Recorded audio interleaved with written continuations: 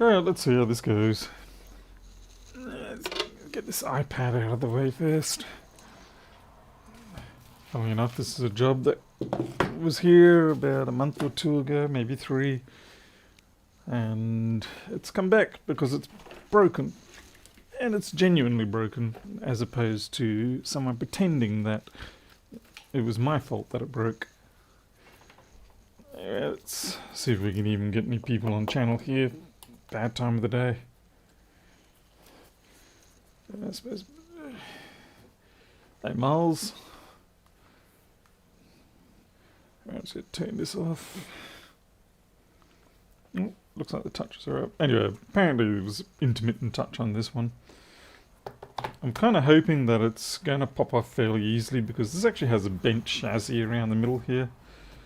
And it's kind of already somewhat delaminated from the chassis. There's not much I can do about the bend. It's just the way it goes. Hey, Teresa, Noel, Mercia, how are you all?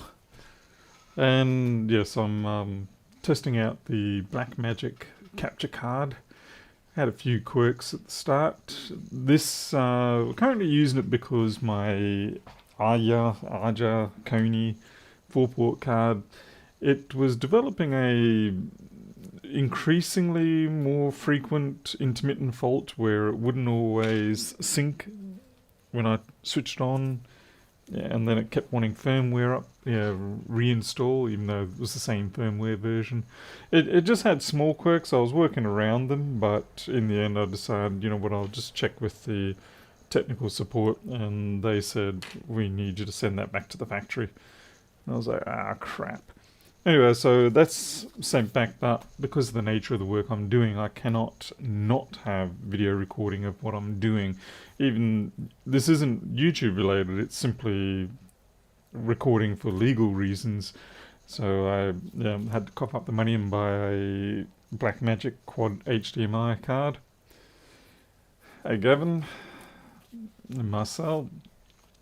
Funnily enough, the BlackMagic ended up costing more than the Aja card because I got the Aja card half price and then someone sent me $200 to also make sure I got it.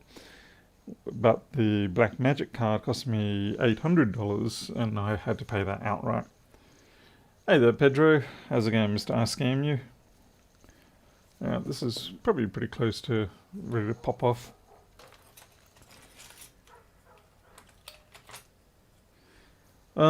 Sometimes it's for my own good as well. Sometimes I'll go, how the heck did I fix it? Or what did I do on that machine? Then I can go back. So yeah, it covers my ass and it also provides me with an archive.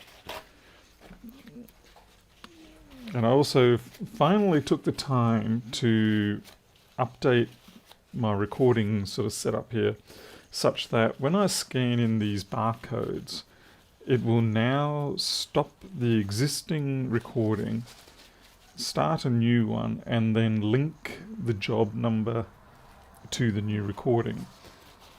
Now, I've probably done it in a very obtuse, incorrect way with regards to OBS, with regards to stopping and starting it. Essentially what I've done is in the script I use currently to pull the details down from the job number, I also make it emit the keyboard sequence to stop and start the video. And then I look at the file system and I go, what's the latest video file that's present in this folder?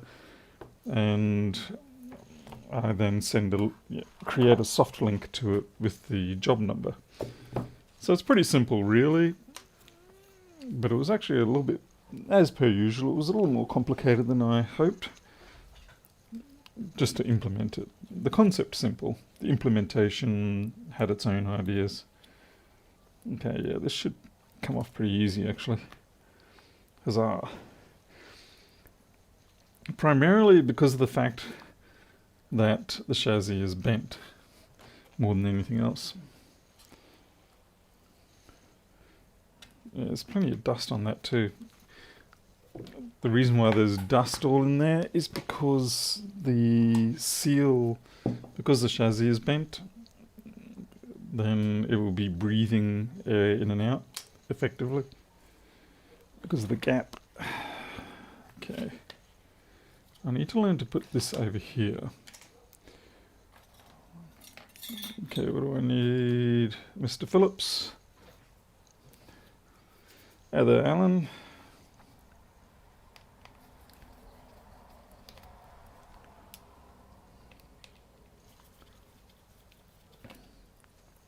Hey there, computer booter.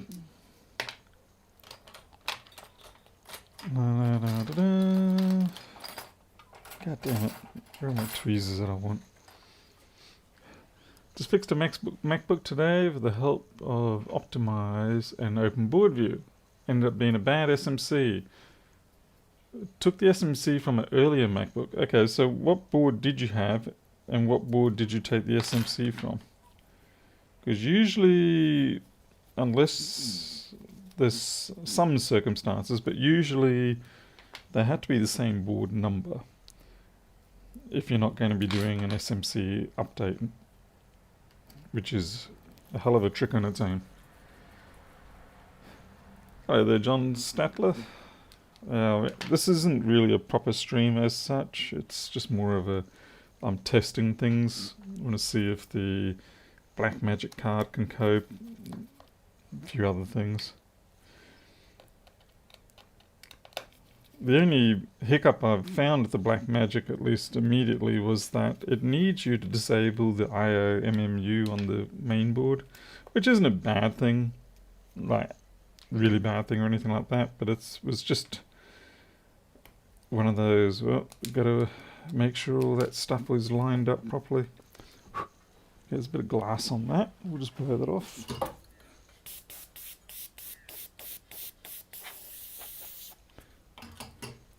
Main trick I found with iPad screens is even if they got dust all over them, for the love of God, don't touch them.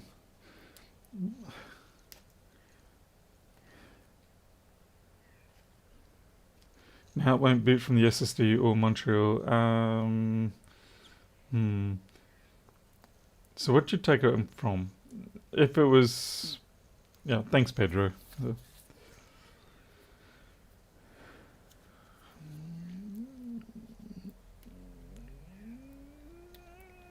Because you can get some scenarios where you can replace the SMC from a different board and it will boot, but it will have quirks.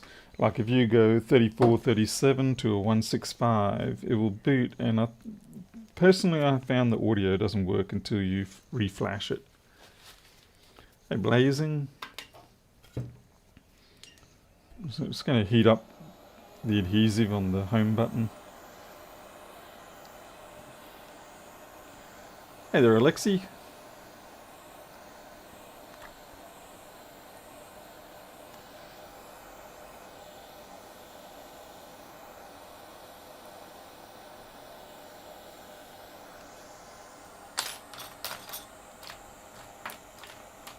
I just disable the MMU on the kernel boot parameter. So I didn't have to do it in the BIOS, I just did it in the kernel parameters in the grub boot. Gotta be real careful here, I don't want to tear this cable. It's a nightmare if you tear that cable. And by nightmare, it's a case of usually you have to end up replacing the whole thing. Depends on where it tears. If it tears up here, that's no problem, because there's a junction here, you can just put a new pigtail on it. But if it tears down this area, it's not fun, trust me, I've done it. Hey Thomas.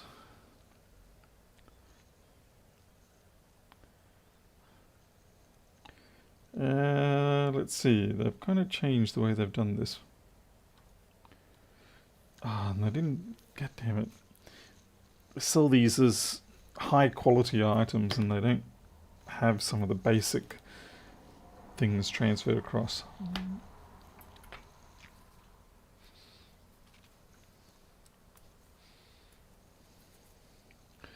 Fortunately, I don't use virtualization on this machine.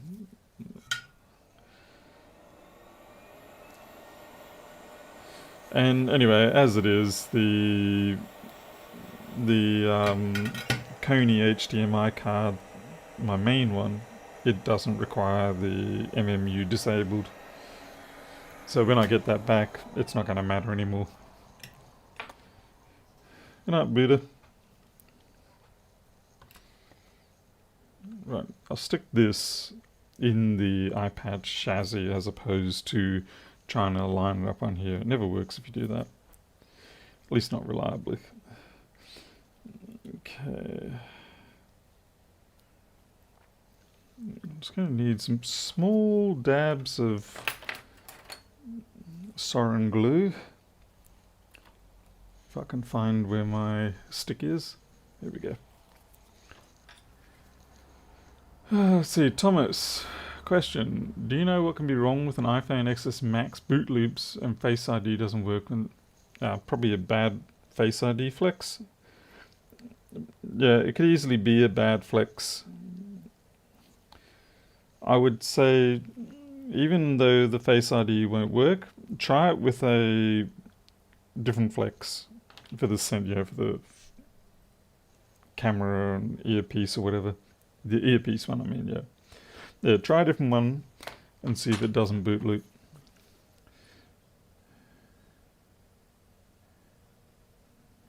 I know I've had that problem in the past. Okay, just melt this hot glue a little bit.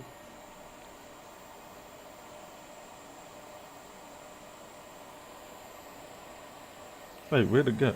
I wasn't looking. That one's still there. Ah.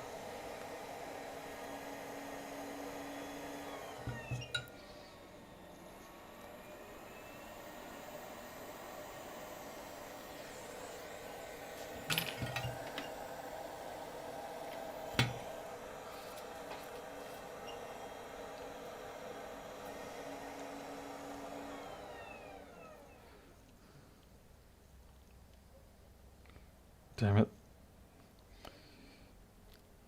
The hot glue is still hot.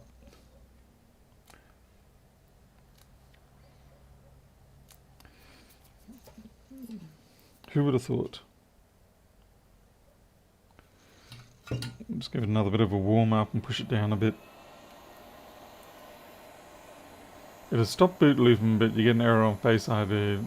Yeah, it'd be liquid damage on the projector, I think. But yeah, it'll be liquid damage somewhere. Alexei, yeah, we're doing around about, I think we do about 30 kilowatt hour a day average at the moment. So that means come summer, we should see... Oh, all okay? All good? Okay. Sorry, just checking with my wife here. Yeah, come summer, we should see 40 kilowatt hour days. And this flex is massively off alignment.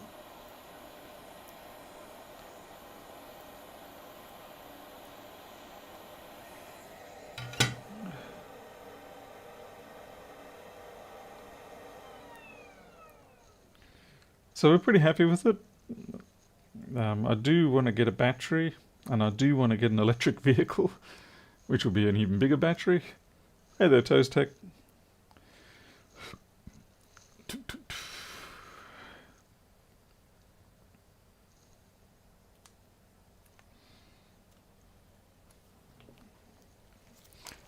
Alright, hopefully that's going to be okay. There's a little bit of a problem coming up here, and this is... I don't know why they do this, but like this part of the home button, it's going to sit right on top of the adhesive. And it's like, I don't know why that gets done that way. Maybe they just don't care.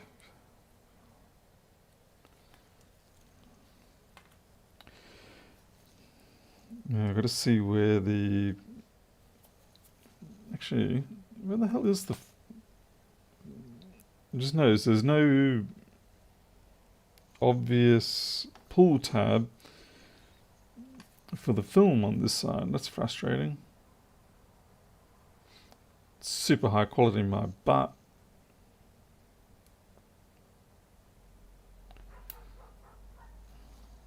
Just have to use a bit of masking tape.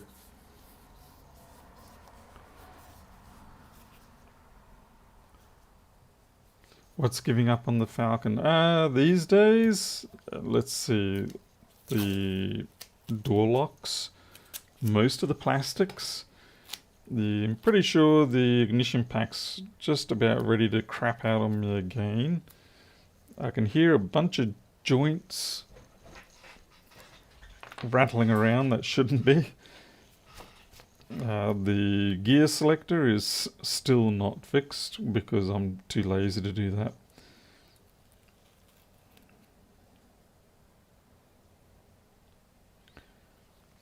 As long as the screwdriver keeps its job going, I'm happy. Okay, alright, cool.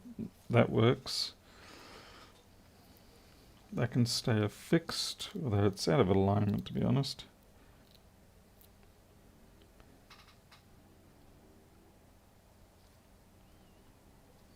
Okay.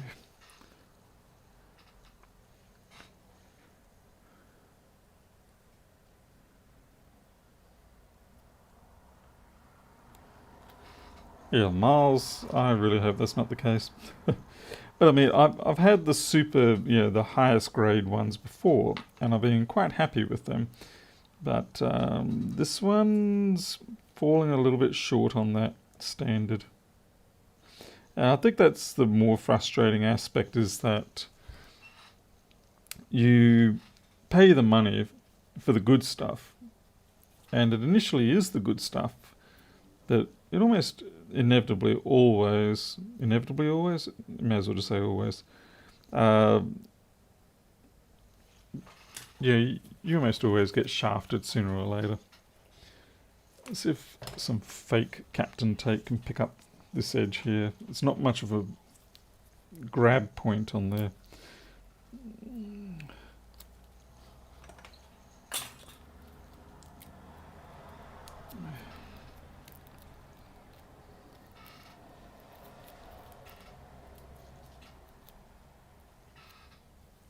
Wow, my chair's creaking like crazy.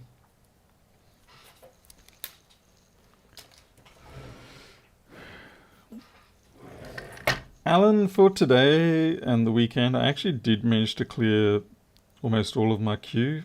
God damn, that's not going to pick it up. No. So I am sitting here with a slightly empty set of shelves, but believe me, that's not going to last very long at all.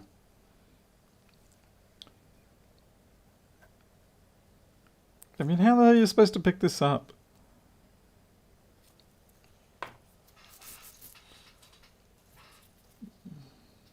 And we do have tax in a couple of days, our big end of financial year tax moment.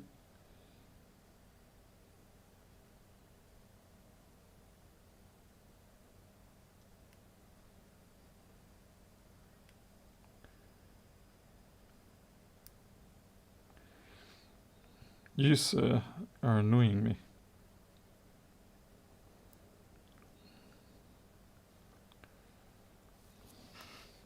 Mother fricker flipper.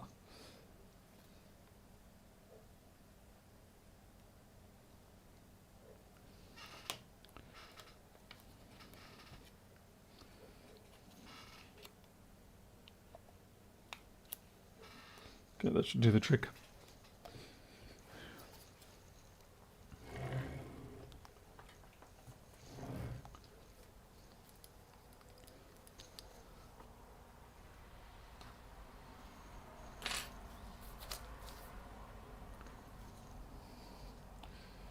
What I love are these little blue pull strips with holes in them, so you can get your tweezers into it. Oh, this one's going to make a liar of me. Quite often you try to take those off and there's more adhesive strength in them than there should be, and half the time you risk ripping a bunch of stuff off the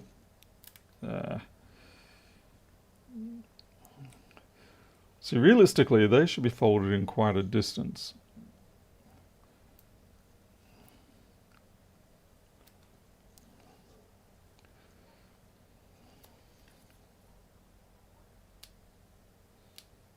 Yeah, here we go. This one's not gonna... Yeah. It's like I changed my mind, I don't want to come off easy.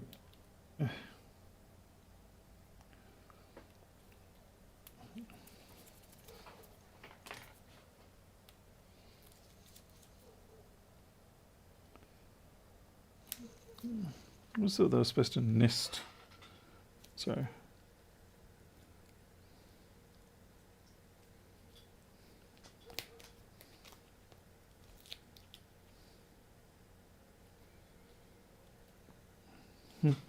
my bad.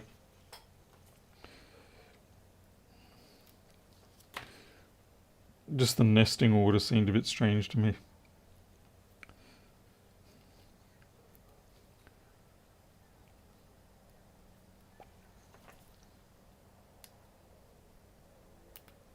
Once again, doesn't want to come off. It's like you don't actually have any.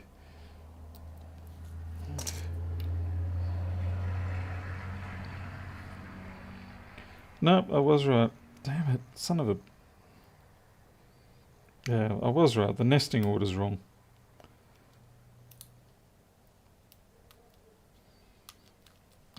So this is actually supposed to go under there.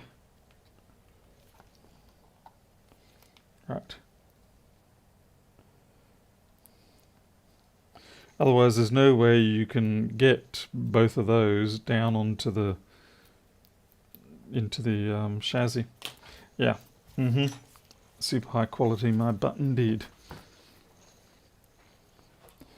Trouble is, they've probably been there for too long now in my queue, my stock, and I can't send it back and say this is definitely not super high quality. Jeho, yes, the Ford Falcon. It's going to be approaching 20 years old now. They're a good car. They're a solid car. Very low, how could you say, trying to think of the word, low stress sort of vehicle in terms of the amount of power it puts out and the strain on the chassis and things like that. It's a very low stress vehicle. I mean, it's a 4.0 inline, 4-litre inline 6 engine. A lazy 3-speed, 4 plus overdrive, automatic.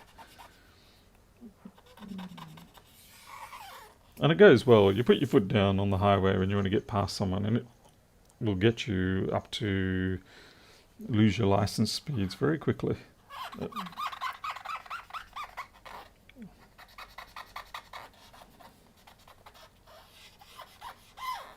This one's the BA series, which is probably one of the best models that they had. The other model that I really liked was the FM, was it EF, the EF. I really liked the EF, which was a 96 series. The EF, the best thing about it was that it was excellent for long distance driving. The chairs were, it was basically like sitting in a lounge chair for the whole trip, which may not necessarily be a good thing, perhaps. Yeah, put you to sleep. Queenslander without a V8 is that? Oh yes. So long as you pledge unity to the state of origin. Good thing I'm not a Queenslander though. I may live here, and I may have spent most of my life here, but I'm not actually a Queenslander. I'm a foreigner, and I have my own customs.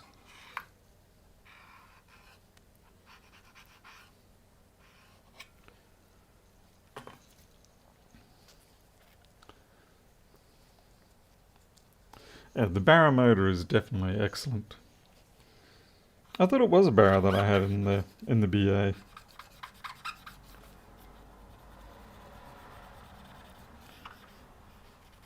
I think one of the most unfortunate looking Falcon series was of course the AU series. I don't know what the designers were thinking when they did that one. It was like they were all hyped up on the design style of the Taurus that came out in, what was that, the early 90s.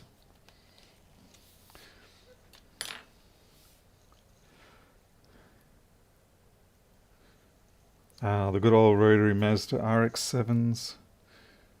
You still see them around occasionally. Not much, but they are around. Yeah, the AU is hilariously tragic.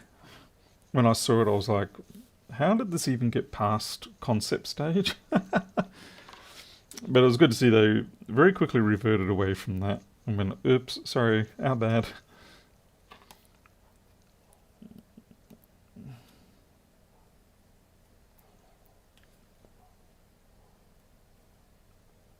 And I think before that it was I think it was an XS Ute that I had. I've forgotten now, but that was late 80s, early 90s.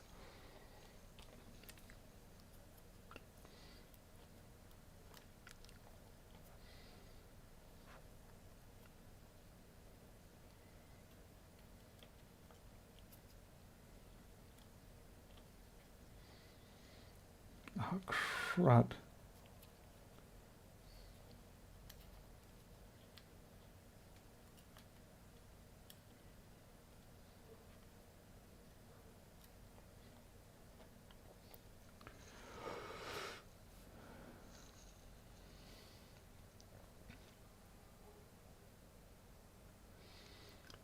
Oh, right, oh, hell no, I did not have the, no, I did not have the AU. I took pity upon all those that ended up buying the AU. I was like, did you willingly do that? Or was it just a case that the lease was up and you had to get it?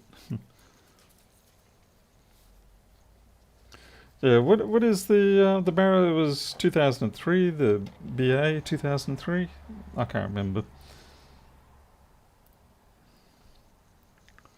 Anyway, we've had the car from about 2006, I think it was. In the family, that is. It's funny, I didn't intend it, but I ended up having all of my parents' cars.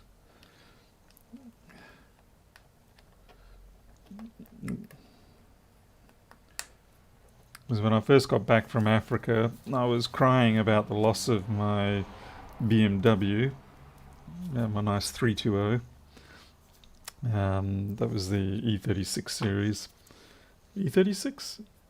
Anyway, it was the good looking one.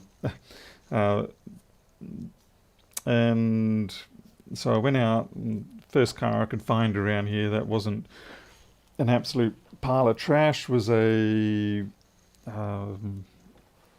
Mitsubishi Magna. Damn it, I can't remember what series. It was a nice one. And that got me through for a couple of years. But then we ended up, I picked up the EF from the folks because they moved on to the BA. And then I picked up the BA from them a few years later when the EF finally was just getting too many issues. I already fixed up a bunch, like it threw the, it did the classic EF thing where it threw a rocker head retaining bolt, just popped it, and then spat that through all the overhead cams and ground itself against the cam timing chain at the front and actually made the nut that holds the timing gear up the top, made it come basically loose. Fortunately, I don't know if it was by design or by luck, it wasn't really possible to get that timing gear to come off without lifting the head out. And thank goodness for that, because otherwise I probably would have had one hell of a smashing noise in that engine bay. I was just lucky that my wife heard the nut head bouncing around in the flip's sake, sorry, god damn it, the adhesive for the super high quality mud butt. Yep. Anyway, so yeah, I swapped out I fixed up the head and everything like that. Got that all sorted out, but there were more problems thereafter. Just not related to it, but just simply age related, plastics failing, all that sort of stuff. The E36 is the one I had, yeah. 320 E36 in a nice sort of maroon, whatever colour, reddish, off reddish colour. Definitely a very nice car. It was a 6-cylinder 2.0. That thing really went well on the highway, on the on the roads. Even up at the high altitude of Johannesburg, which is about 5,000 feet above sea level. It's normally aspirated engine, but it still ran really well. It would definitely get up to 200, 210, no problems. Which is probably a little bit naughty of me, I guess. Hey, Ray.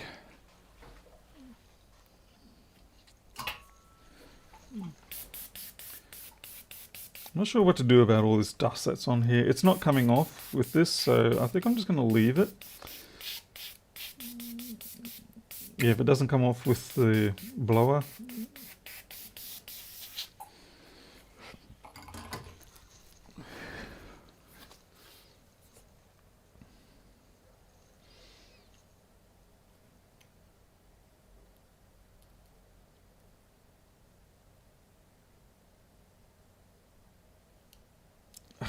Come on. Alright, now the part I really hate. Choosing how I'm going to pull these strips off.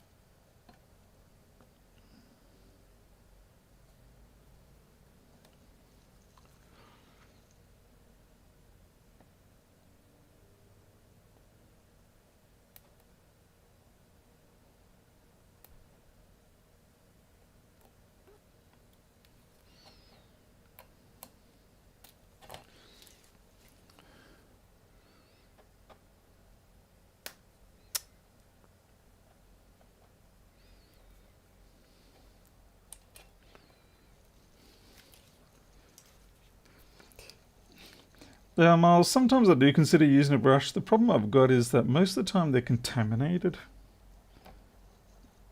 And so if I use the brush, I inevitably put some sort of residue on the screen.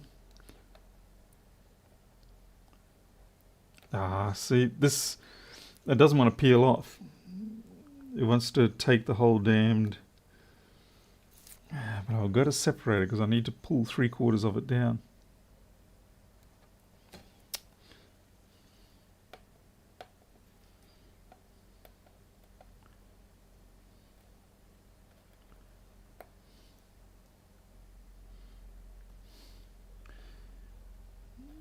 I think the SHQ icon acronym needs to be changed to super horrible quality. There's nothing pleasant about this particular one.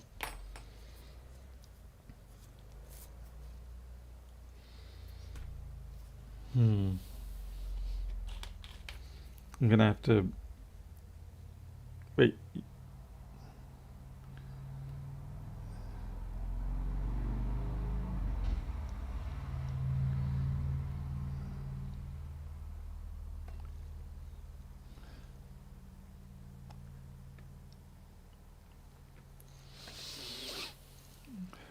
Ogle. Yeah, we'll get to the MacBook shortly.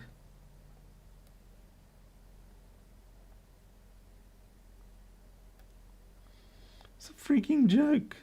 The adhesive sticks to the non-stick stuff more than it does to the goddamn screen. This is a fucking joke.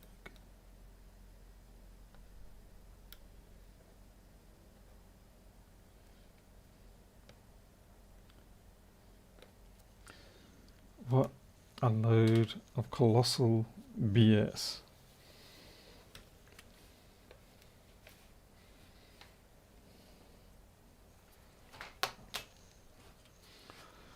Yeah, this is not Scotch tape. The ones I get now are Scotch tape, and I get them from the same supplier. So that's why I'm kind of a little bit miffed, because I would have anticipated this should have been a Scotch tape one. Not Scotch tape, god damn it, Tessa tape. And those ones, they really stick.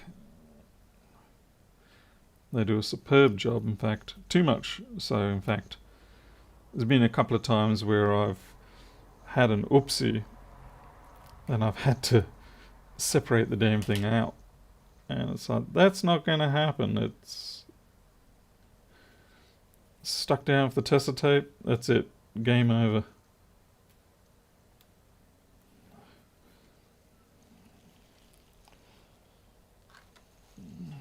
Particularly if it's genuine Tessa tape as opposed to we're pretending we're Tessa tape. Now, this is an absolute frickin' disaster, this one. Sadly. We have to blast that out again because I can see there's more stuff that's landed on it. The joys of not having a clean room. I should get a clean hood thing, but I don't have the room for it right now. And I see yet again, this is separated.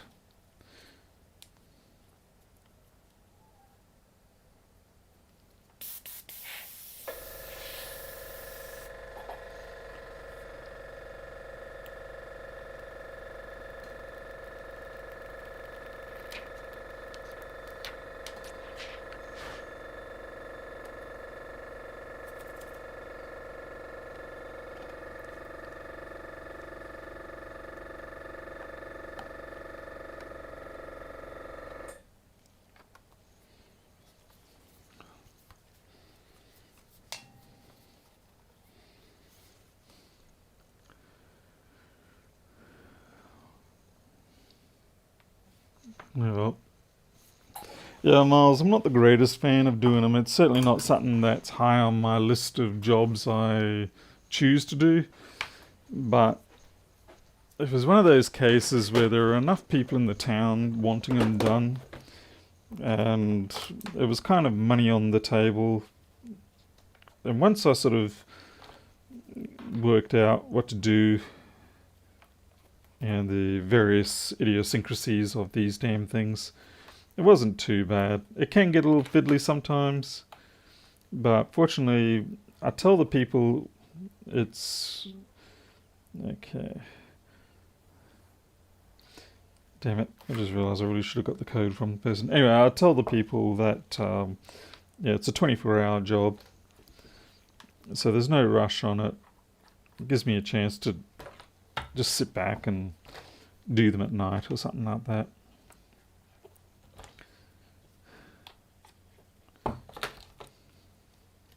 I'm just clamping it up at the moment. I seem to have lost one of my clamps because I should have 16 of them and I can only find 15. So I don't know what I've done with the other one. Probably something stupid.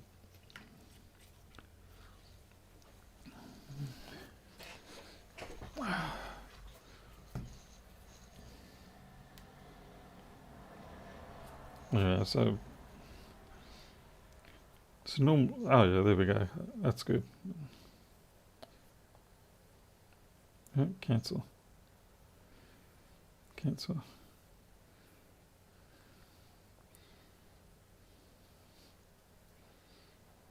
Okay, it seems like it's a central band.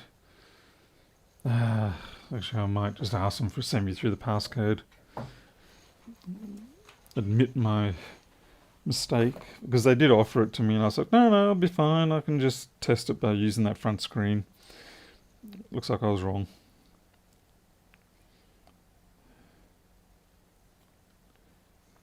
Wrong again. Come on. Give me my... Why is the Facebook Business Suite so painfully slow?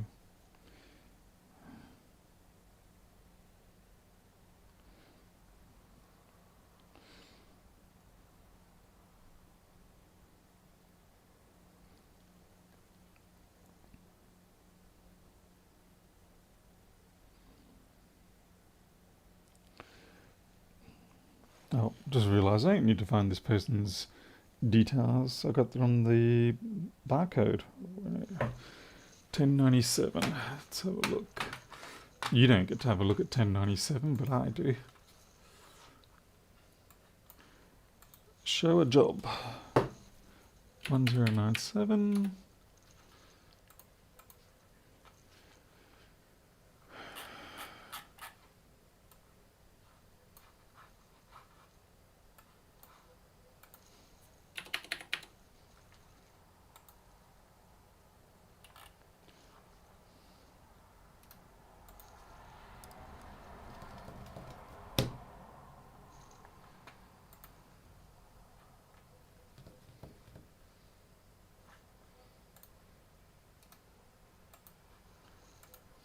Spare a thought for those large Facebook group admins. Oh, yeah. I gave up on there was a group I had started a while ago and it was up to about 8,000 people. I was like, I'm out.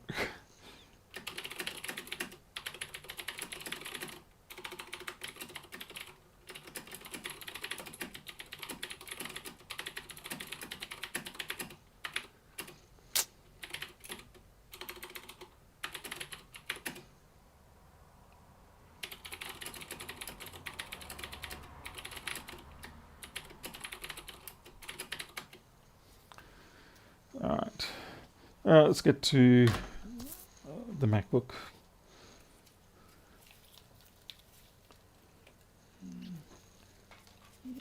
This is a MacBook I've had here before. I haven't had any luck with it. I managed to get it 20 volts up. I managed to get it to go into DFU mode. It shows up on Apple Configurator, but it dies in a way that is probably a CPU death. But I need to make sure I haven't missed something obvious. Okay.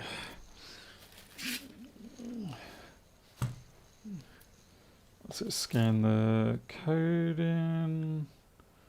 It's a 2289, so it's basically the last of the Intel ones.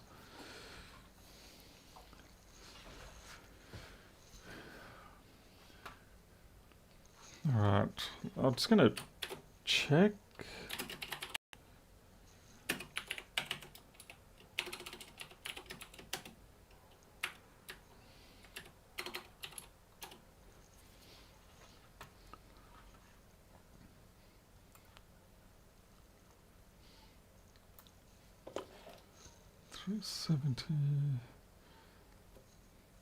Alright, yep. I was just checking to make sure it was linking the video appropriately. Smaller groups, about 500,000 comments a year. That's crazy. Oh. Alright. Sammy Hacker, there'll probably be one of those coming in the near future, but it's not a common type of stream for me to have. So basically, yeah, I've tried to see if I can revive this machine out of DFU, because when I put power onto this, it's only given us 50 milliamp. So it's sort of alive, but not. So 20 volts, 50 milliamp, it's not really coming up. Funnily enough, it's not actually in DFU mode when you power it up, even though it's 50 milliamp or so. But if you do the keyboard sequence, it goes into DFU mode, which yeah, anyway, so typically what will happen is when you try to revive it, it seems like it's going, and then when it does the install section of the revive, the progress bar just goes zip all the way across, and that's typically indicating that it's not going to work. And then about 20 minutes later, or I don't know, 10 to 20 minutes later, it'll come up and say DFU transition timeout.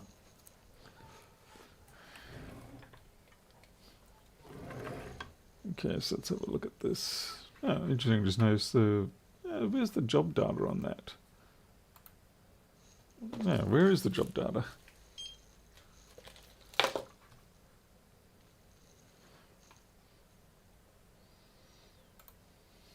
Okay, that's better. Don't know why that didn't come up. Okay, so yeah, you can see we've done repairs here. We had to get that line back, and you know, we had to... You may remember this if you were here a couple of weeks ago. It was a fairly catastrophically damaged, liquid damaged machine. And I did find that there was like a resistor here that wasn't quite connected. So I fixed that up. But it's still not playing the game. Hey, Nick Vasey. In some ways, you know, liquid simpler the description, probably the better in some cases, simply because it means you get to decide what it is. So I'm going to go through and just check for... Okay, it's in diode mode. You got to be kidding me. You're telling me I've lost... Well, life just sucks.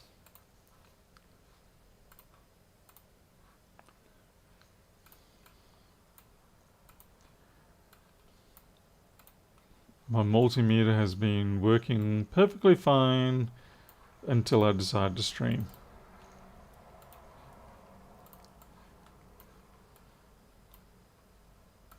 So I just need to go through and find default read state reach error. Okay, great. Fantastic. Let's try this again. Nope.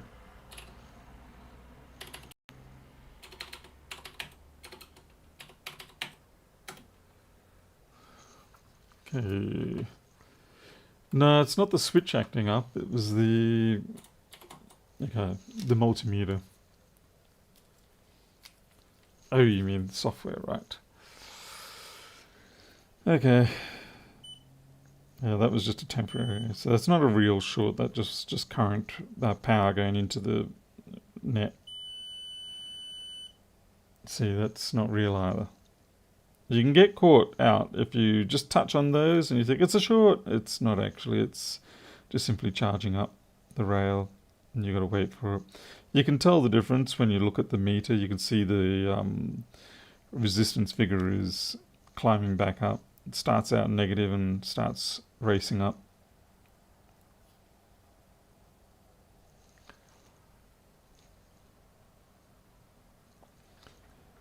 Brian A, you probably can't find the board views. I don't know if you're being facetious or not, but mostly because there's pretty much a dearth. Yeah, it's pretty hard to find board views for anything.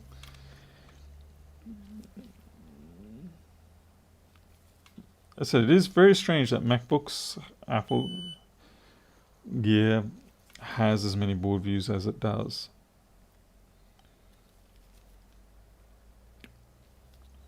I guess there's a large demand for it. That there is an inductor. Yep, and that's a cap.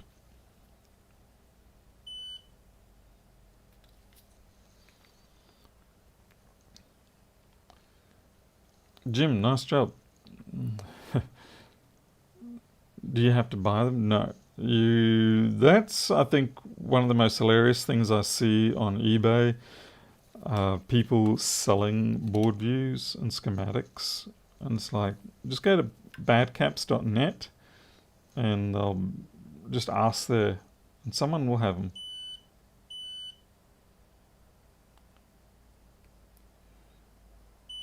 Okay, is that legit connected, or is that kind of looks a bit floaty to me? No, it's not moving.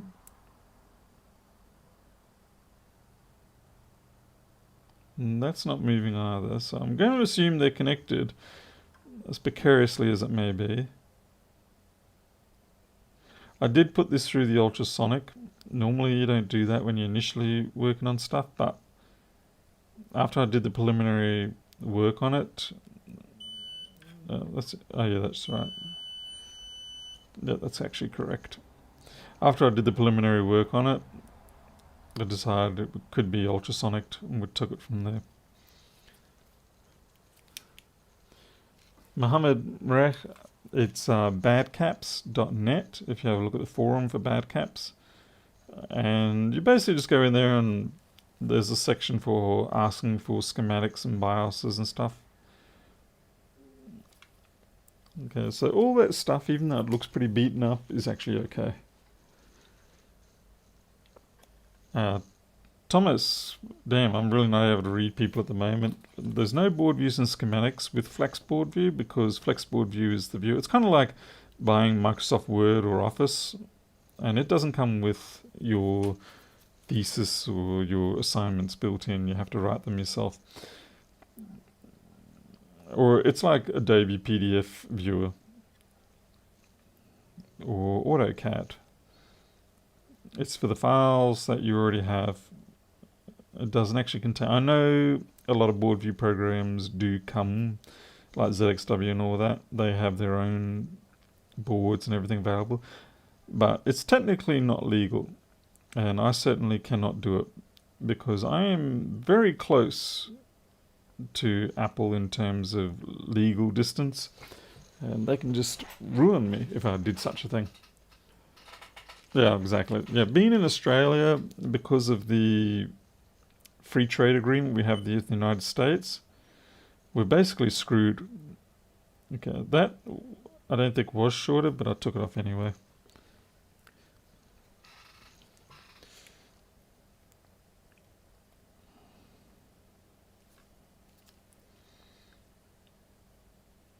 When I push on it, if it moves, then it pretty much needs to be taken off. I'm a little worried about these ones here. See how they've just been eaten out? That's how bad that liquid damage was. They must have run this... They must have run this computer for quite a while after it got wet. Hey, Jürgen. Yeah, Australia is a very bad place to contemplate ever doing copyright infringement. You will have all of the American corporations banging on your door. Actually, they won't even bang on your door. They'll just take your house away. What the hell is that? What the hell is that? What was that? That is crazy.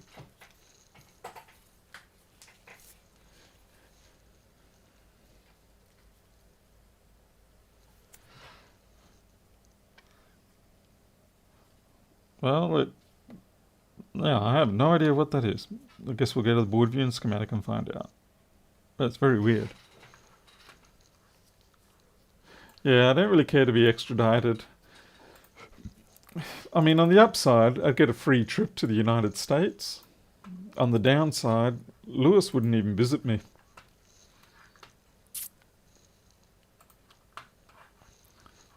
Okay.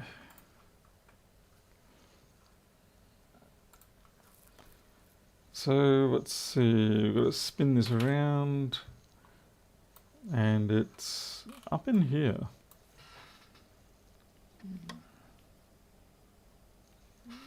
Okay, it's this thing here, C1051. 20 microfarad 402, one of those bloody caps. Alright, the fact that it's not there doesn't really matter, we can ignore it, its existence there.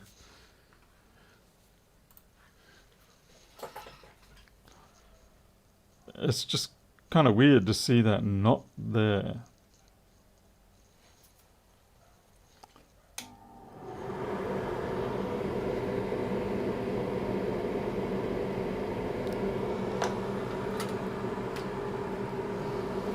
So yeah, I've been dealing with the limitations of the Australian-US Free Trade Agreement basically since about 2001 or 2, I think it came out. Because at that time I was doing I had another big software development project underway, and it definitely made me have to be very careful about how I went about certain things. Particularly because there was a very hot market at that time for the product I was selling, was email content filtering and management. So basically, you would put this product on in front of your Exchange server or your Postfix, whatever server you had, and it would allow you to filter the emails for viruses, words that you didn't want, all that sort of stuff, basically content management. But there were a few other competing products on the market. They could easily have just pulled some random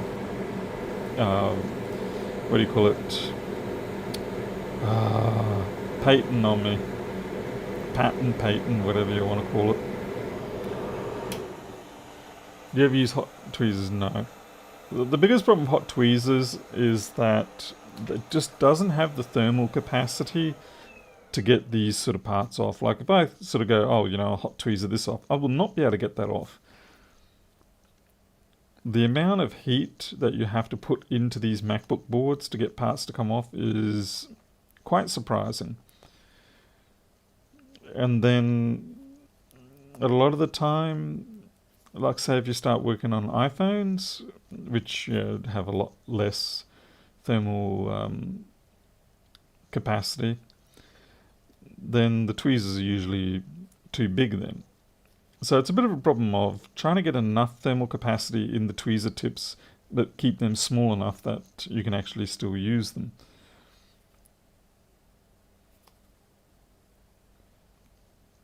If I have to do a tweezer type job, I will just get my 2 soldering iron tips together. Got one on either side. It does the job.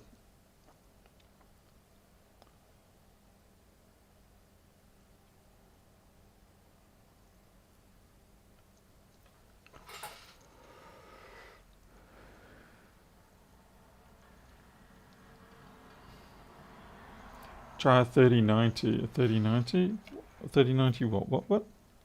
What board's that one? A20 3090 you're talking about? But yeah, it's definitely with MacBooks, they have a tremendous level of thermal absorption ability. It's how you know when someone's been using a blower and handle type hot air gun on these things, because they'll essentially charcoal everything around it before there's enough heat transferred into the board to let go of the part. It's an interesting board, this one, because the top side's pretty good, but the bottom side's just that, like I said, colossal train wreck around here. J-Tree, I'm just a pleb. Oh, RTX 3090, right, okay, yeah. I was starting to do some graphics card stuff, but I've decided to walk away from it. I wasn't really getting into it. Yeah, maybe I should try hard or something, I don't know, but it just didn't quite feel right for me. And I've got a tremendous level of other work I could get done. So the ultrasonic has one terrible aspect, and that is it makes everything look like, well, it doesn't make everything. It reveals to you how crap your work is. Okay, so the resistor there is fine. But I'm wondering how good that connection is down there.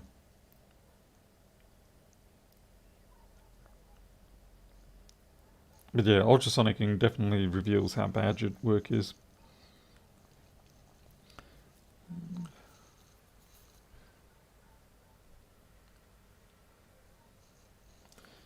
This here is actually intentional. I remember it being a bit of a dodgy job. There's a bit of a trace there, which is why it's attached there. It was a test pad there. But it's okay. Just gonna... I have a feeling if there's going to be a problem, it could be around here. Like over here, for instance. Okay, that is attached. That's going off to one of the current trace inputs.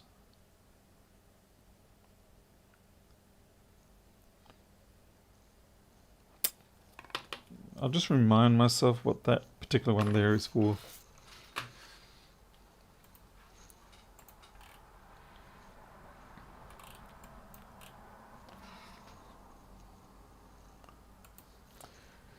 Charger VDDP.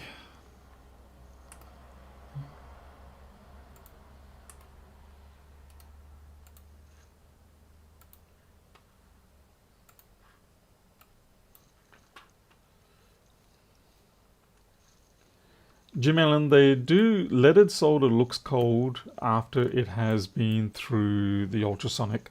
It's just a quirk.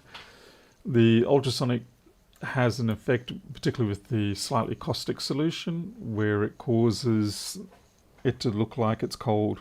Whereas, funnily enough, lead-free does not look that way. But yeah, it's an attribute of ultrasonicking, at least with my solution, as in my what do you call it? Cleaning solution. See, like you look at this one. See that? That's leaded solder. As soon as you touch it, you can see it's nice, bright, shiny leaded solder. Oh, shite! You can't see it. You probably still can't see it. So anyway. But yeah, see on the outside there, it's got that terrible cold joint look. But yeah, as soon as you scratch it up, you can see it's perfectly good leaded solder underneath. Cold solder joint looks like gritty. It's gritty, and it has a matte finish typically. But the grittiness is certainly a very distinct attribute of it.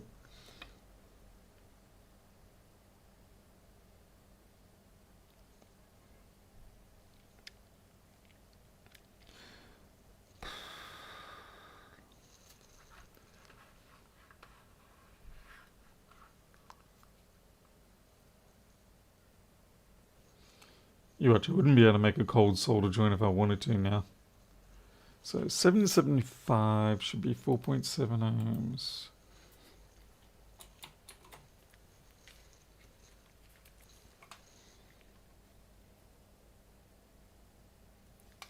So theoretically this should be 4.7 if I don't break it. So the problem I've got here is that I don't know how much pressure I can apply onto that trace before destroying it.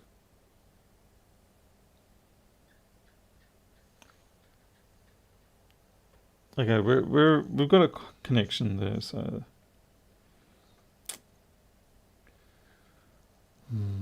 so I've just that's moving. That's moving too much.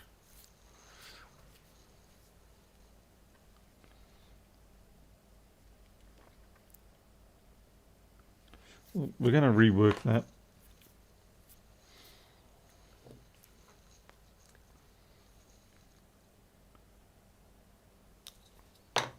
Most of the time cold soldering joints come about because of not enough flux.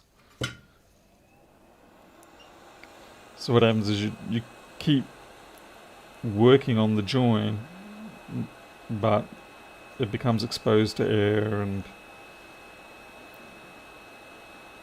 yeah, that kind of does look like it's...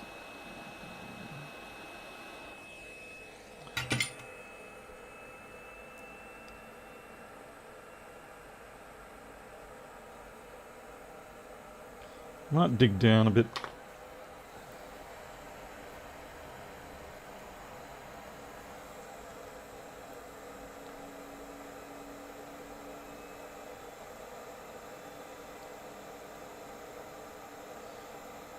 Dig down a little and see if I can get the donut ring, so to speak, that this emanates from.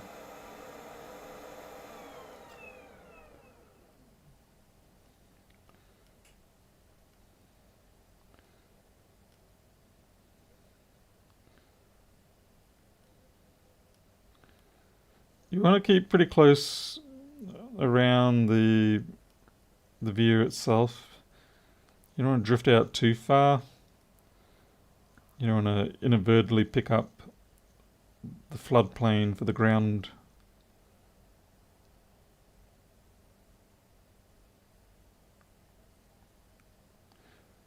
So when you do this and you think you've got what you're after, you definitely do a continuity test. Continuity test to make sure you haven't struck ground.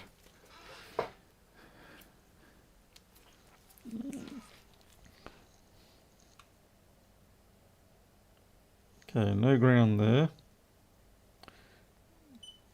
Right.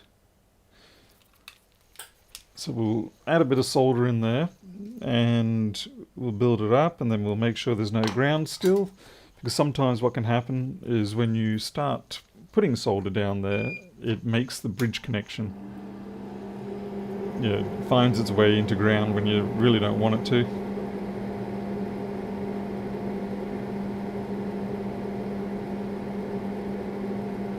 So I would consider that to be a healthier join.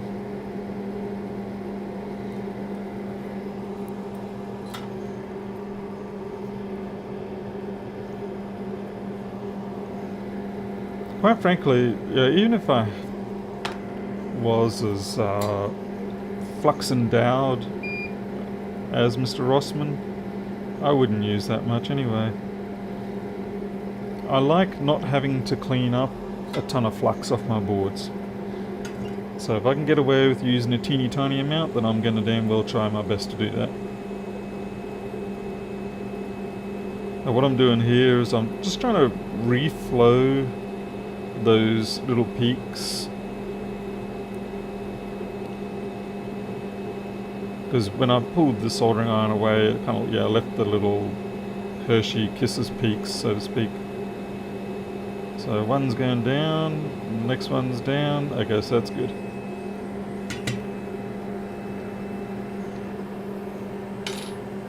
Hey, crocodile.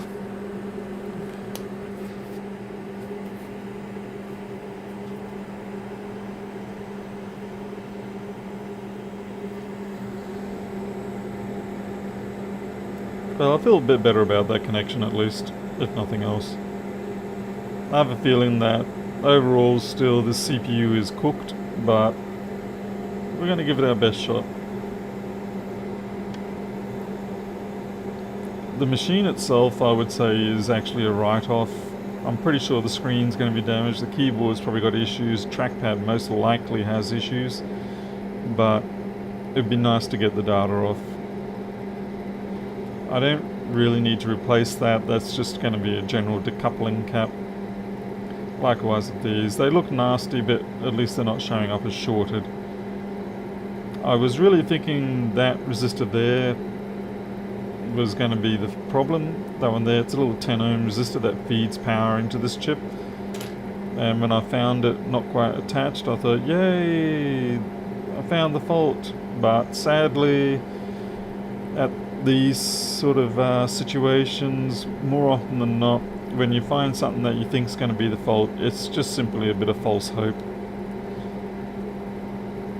So the universe of MacBook repairs enjoys letting you think you've found the fault, and then you get all excited. Kind of like when you see someone you think is hot wave at you, but then you find out that they're actually waving at someone behind you. And then you have to scurry away and pretend that didn't happen.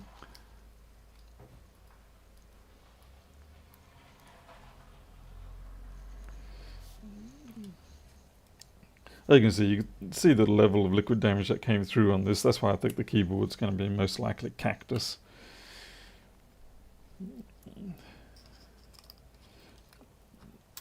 That said, it must be working to some degree, because I wouldn't be able to get it into DFU mode if it was completely dead.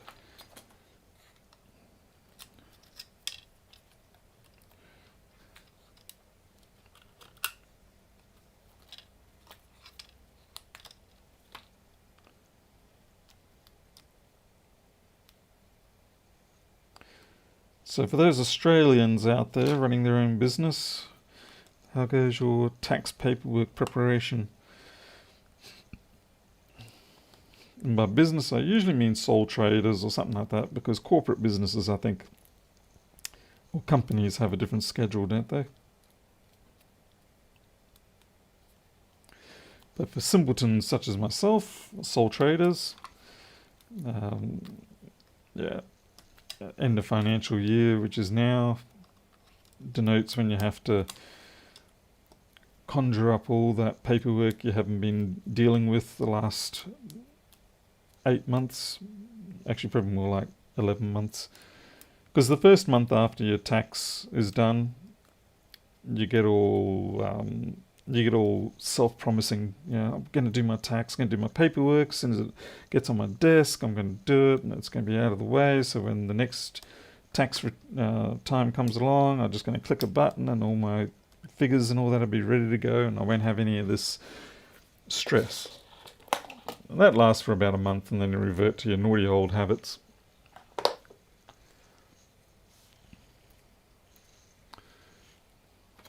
It's kind of like it's kind of like a New Year's resolutions, but business ones.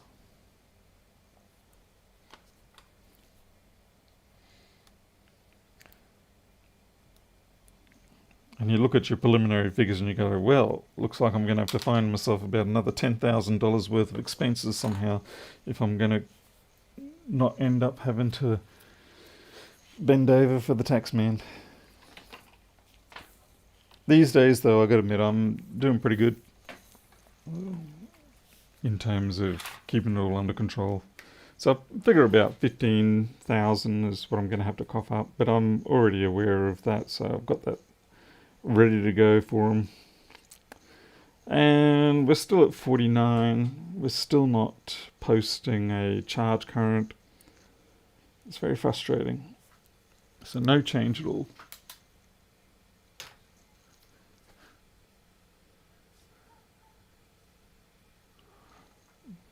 What I will try...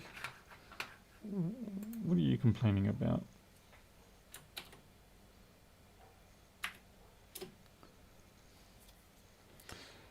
I will try and see if I can flick it into DFI. Trackpad clicks and whatnot. No click. No.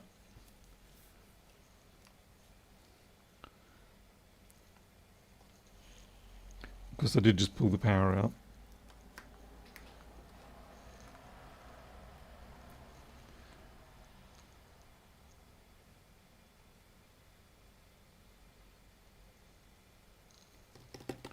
Yep, nada. No clicky click. I'm just going to take it over to the iMac. Yes, that's right. I actually do keep MacBooks here. I mean, not MacBooks, iMacs. I have actually got quite a lot of iMacs in this house, and I'm seriously considering getting a 5K 27-inch iMac. They're nice machines, beautiful screens.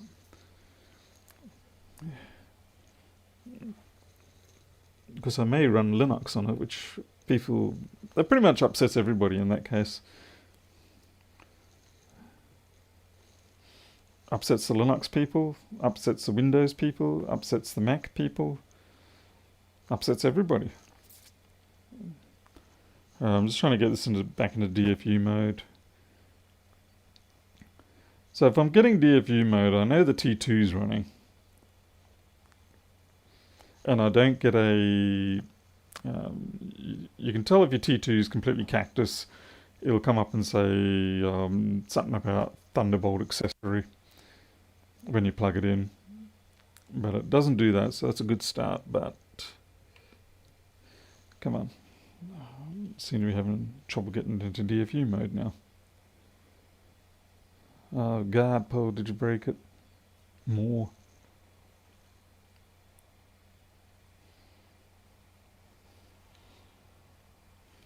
Yeah. Okay, it genuinely doesn't want to go into DFU mode now. One more try.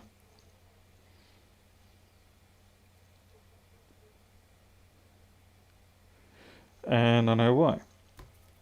I put the cables the wrong orientation.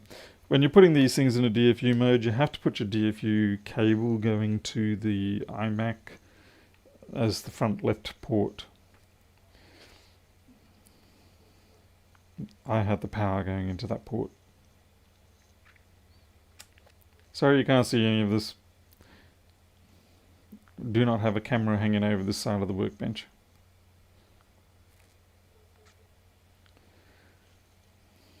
Ah, there we go. Apple controller has responded. Advanced. Revived the device. Unzipping. Installing. You're going to just go boink, aren't you? Yeah. Ah, you son of a gun. Yeah. Yeah, it's still doing the same thing. Basically, as soon as it goes to install the new system for reviving, it immediately goes to almost 100%. Ah, right. The iPad code has been given to me. I'll just check see that works now.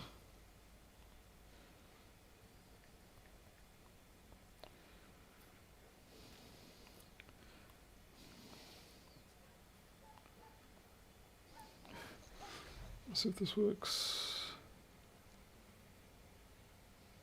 Okay, that's good.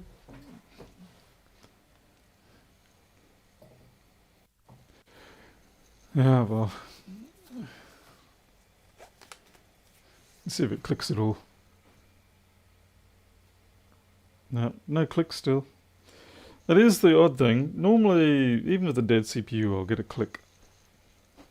Or is it the other way around? I don't know. Right. I'm just having a look and see what else I've got here. But I think I'm basically out of things. Let me check. Let me check, see if Unofficial's giving me anything to work on.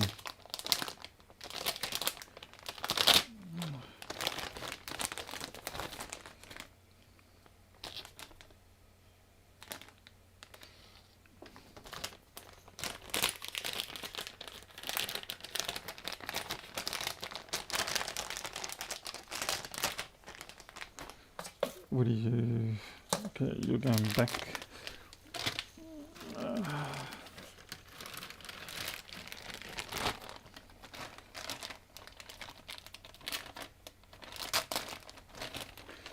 Nope. I've got my old 928 board that I've never sold. Let's have a shot at that yet again.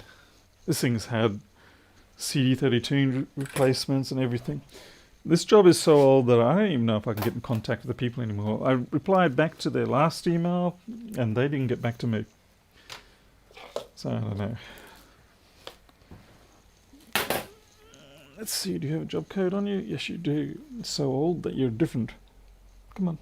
Come on. Do you even work? There you go. Yep, job 192. And you realise I'm up to job 1400 or so nowadays. What's your last minute end of financial year buy? I bought a label printer and I bought 3 rolls of corrugated cardboard.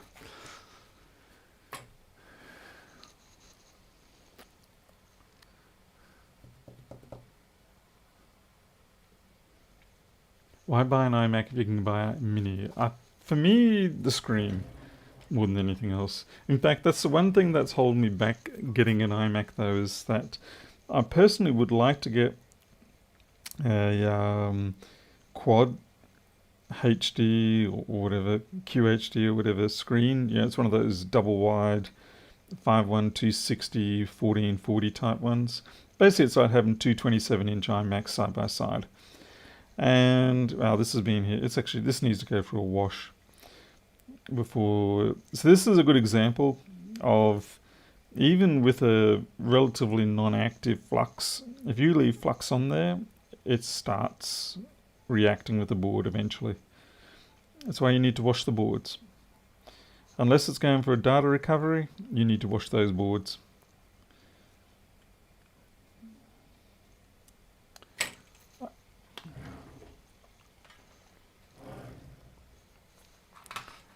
I need to... This is so old, I've pretty much forgotten what the original fault was. Right side ports give 5 volts. Yep, that's very descriptive.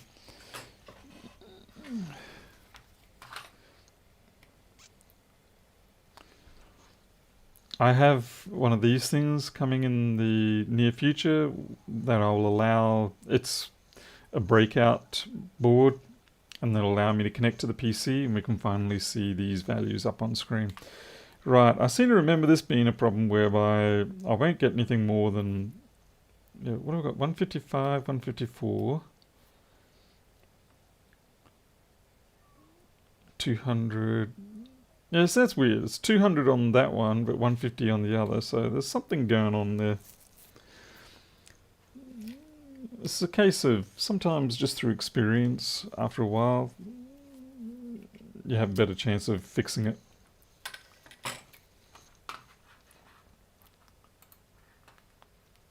What kind of label printer? Just a...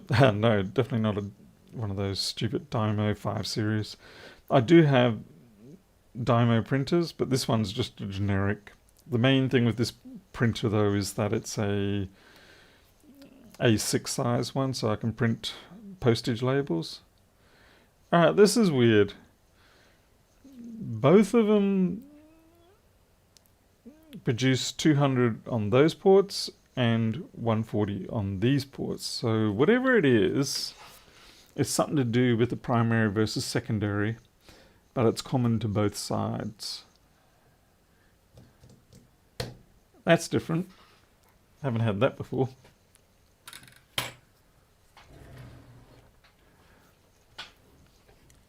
So it's common to both sides. And I have replaced all of these.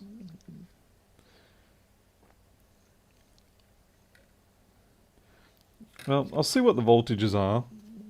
I'll see if I have consistent voltages on either side. No, it's just a generic label printer, thermal printer. It doesn't even have a brand name on it. But like I said, it's A6, supposedly works with Linux. So we'll go from there.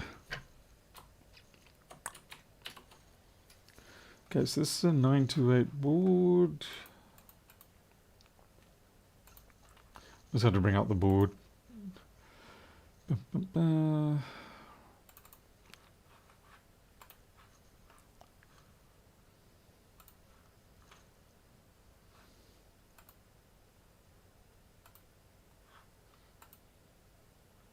Oh wow, someone's done a lot of work. The last time I checked, this had about 300 data points on it for open board data, and now it's got quite a lot more. Let's see, 928. Yeah, now it's got 1600 data points. So someone's been busy. Yeah, I'm just going to check that, Miles. That's why I'm bringing up.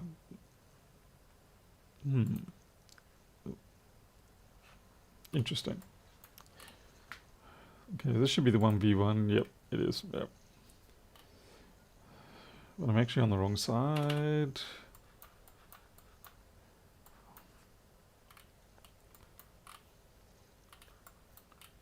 Yeah, that's usually the 1v1 there. Yep, and there. Yep. Okay. Alright, I'm just going to check and see what we've got.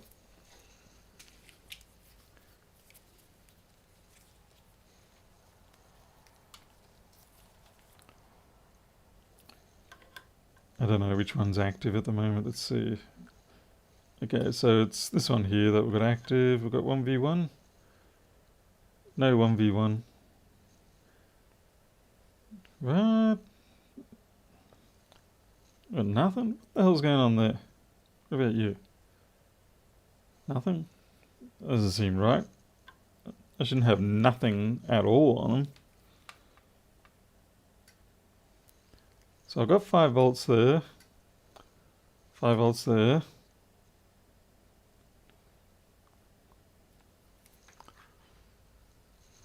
Oh, sorry, you can't see. My bad.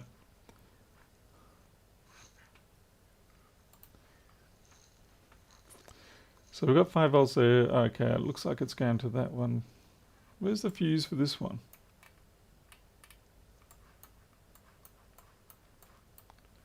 Ah, there's the fuse for that one.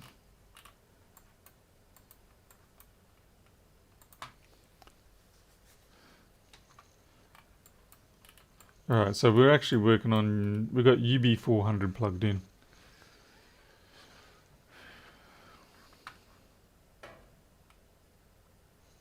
Okay, so with the UB400 plugged in, so this is up here, I'm kind of shocked. Yeah, we don't have anything there. We don't have anything there. We don't have any power coming up here at all. Where the hell's the power gone?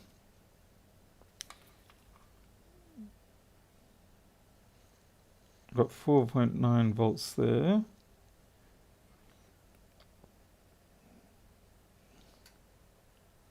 Yeah. What?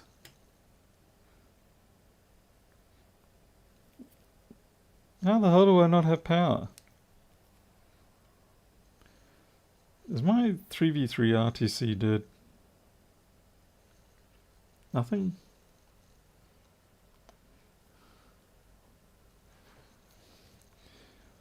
Well, we're not even at the point where we can check 1v1 because everything is gone. That's the scary thing. Like I got no 1v8, I got no 3v3, I got nothing. That is really scary.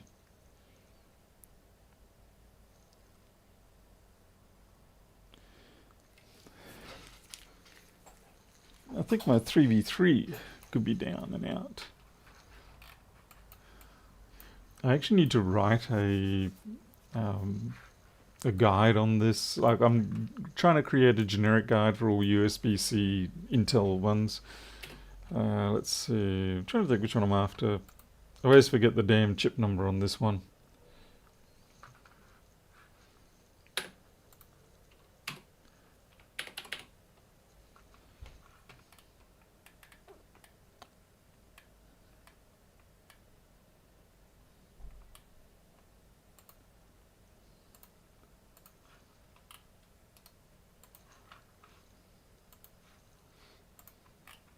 Right, yeah, that's it, yeah, U6903. So that's what I mean. It's like you forget dumb stuff like this. It's very frustrating.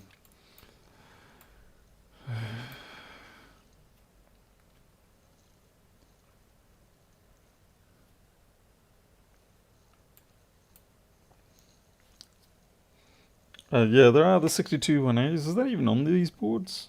I think this is a different board to the one you're thinking of. I don't think they use the 62 180s on these ones. This is a 928 board. What the hell? Mr. Daniels, why did you take all those bits off and not put them back? Mr. I was diagnosing something and didn't put the parts back, you freaking idiot. Yeah, those are needed, those parts.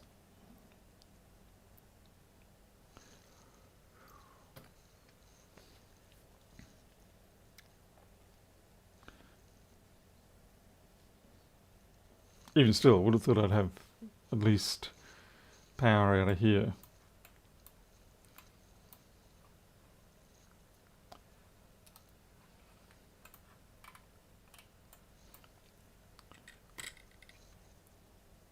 I'll just check that I've got power and we'll go from there. It could explain why the other things aren't coming up.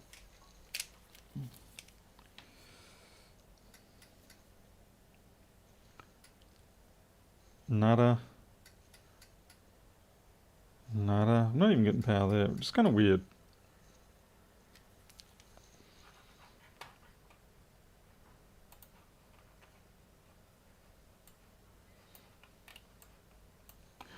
Alright, let's put those parts back on anyway. Yeah, the magician trait kicking in, stealing stuff. Let's hope I got 928 around the place with those parts on it. Some of those parts aren't too easy to come across anymore. Let's see, you look like a 1041 to me. And you are indeed a 1041, so you are no use. 850, no use. 928, hallelujah. You probably don't have the parts either. I get a feeling that I have stripped the parts from you as well.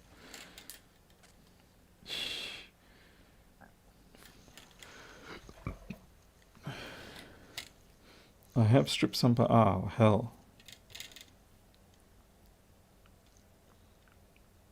Alright, most likely these are good parts, but I have just had to do other board work there. Okay, so we're going to do a part swap.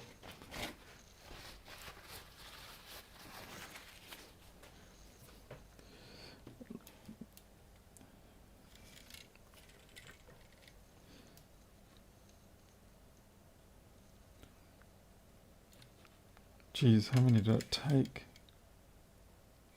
I was going to put them on anyway. I know my RTC has to come up, but I still want to put them on anyway.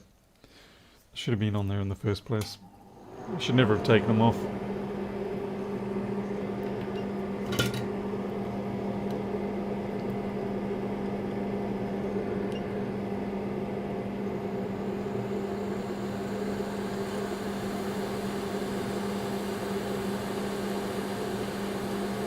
I'm pretty sure that's a 461 temperature sensor. again, it's not going to play into it at all, but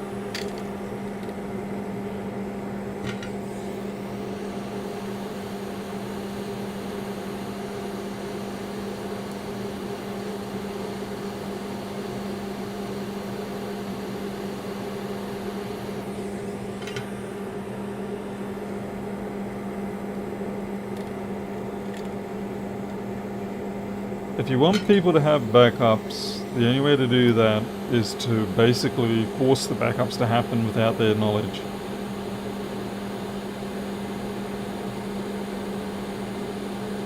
I've said it plenty of times before, and I'll say it again, that the best thing that Apple probably could do for that sort of thing is to essentially give people iCloud storage that will cover the entire machine, for firing out loud, for the duration of the warranty, at the very least.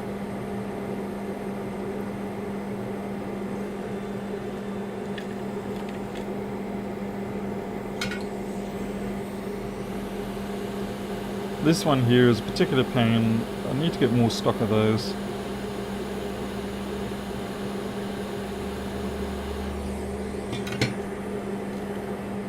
I can never remember what the chip is, but I do know that I don't have many of them.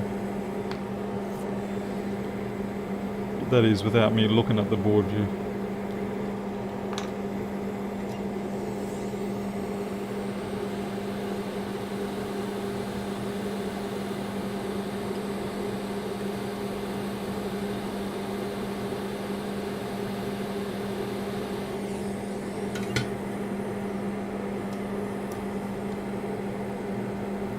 Wow, I left that diode off too. Wow. Should be ashamed of myself.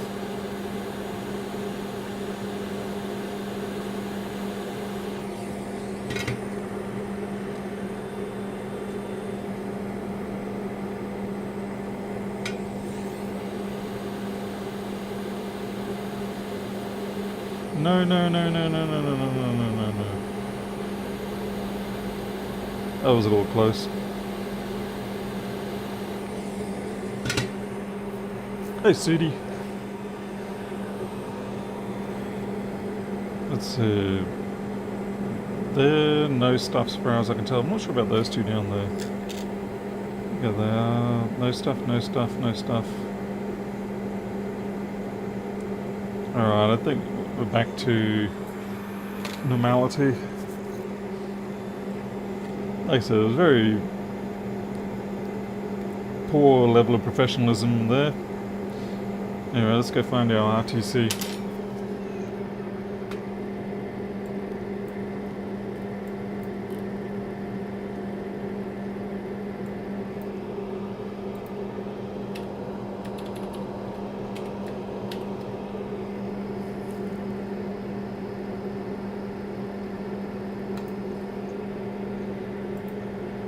It has been a while, Sudi.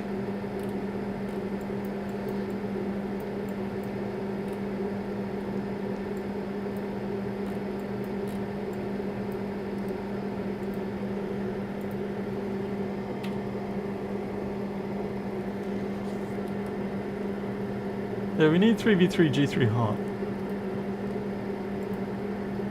Does this one even have the RTC on it?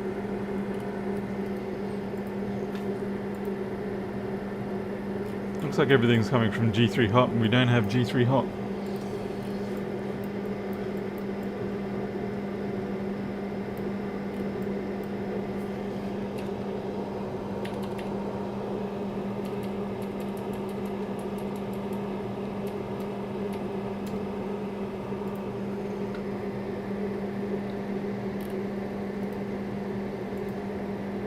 Hey Teresa, G3 cold. Heh.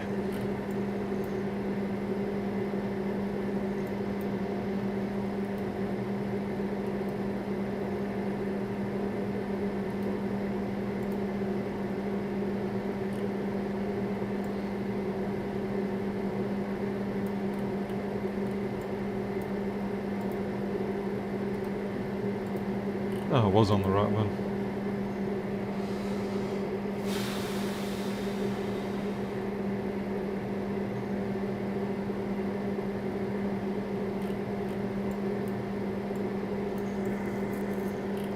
Kind of points to the ISL being a problem, but I'm almost certain that has been replaced a squillion times. Certainly looks it.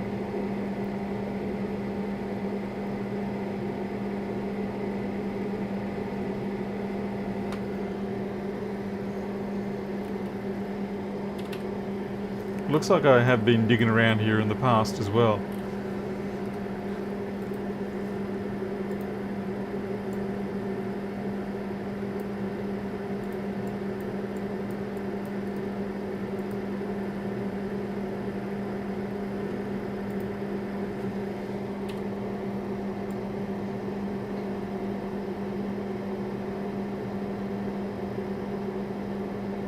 There, Miles, I know. That's why I'm confused a bit here.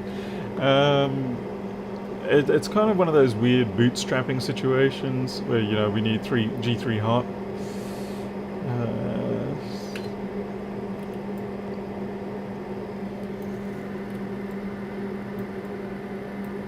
Yeah, because I was thinking we should have it, and we do not.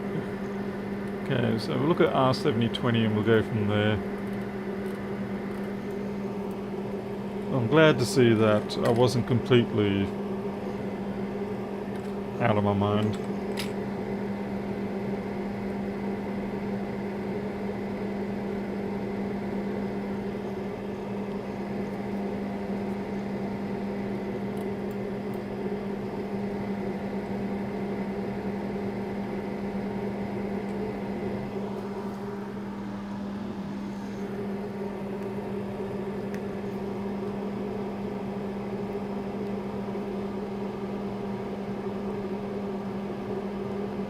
Okay, so we're at 200 on that. I'm just checking these ports again, see what still we're doing the same state sort of thing.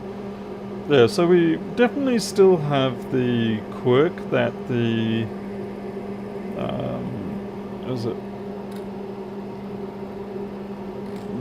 Yeah, the front ports or the primary ports are drawing 200, but the secondary ports are drawing 150. That's kind of a weird quirk.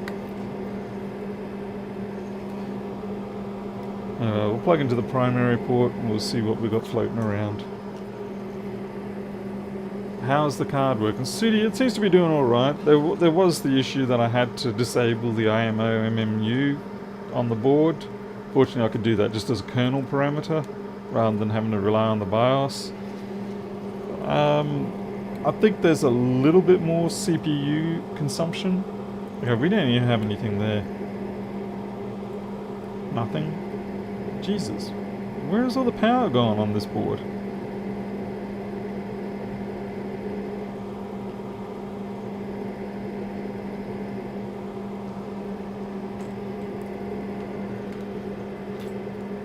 Hey Jessica Ryan. Yeah, so we're definitely 50. This is by far the weirdest.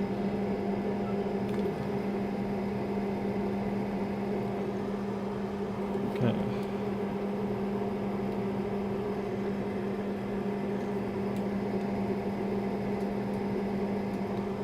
Yeah, so we've got 5 volts going in there. Question is, where does it go from there?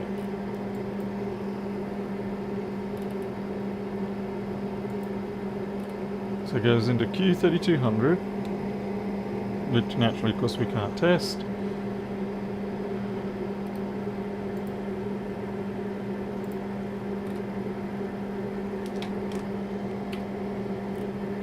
And it goes through the surge protection straight into U3200.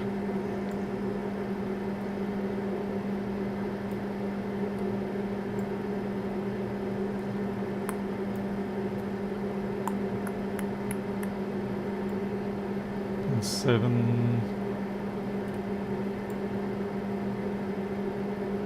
What?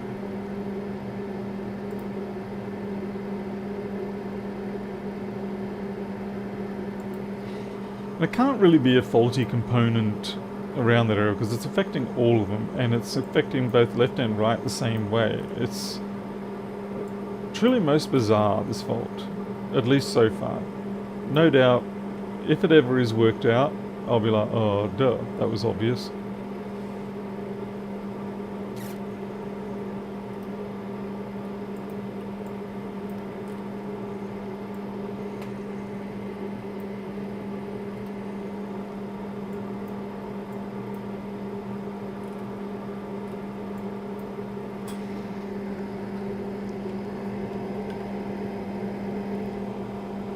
I mean, the fact that we don't even get...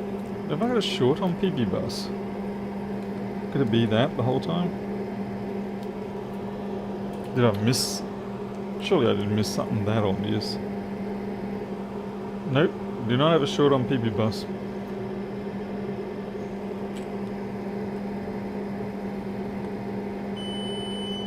Oh, yeah. Well, that's not a direct short, but it's not great either.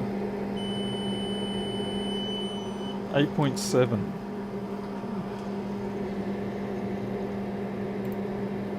So we've got 8.7 on 3v3 G3 hot. Now the problem with 8.7 is that you're not going to get a lot of heat out of that. But let's see, if we put 1 volt into 8.7, we're going to get about 100 milliwatts of heat. And it's not a lot.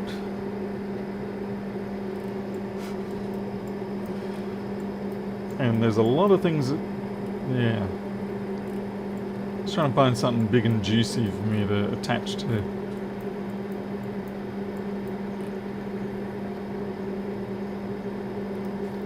SMC fault.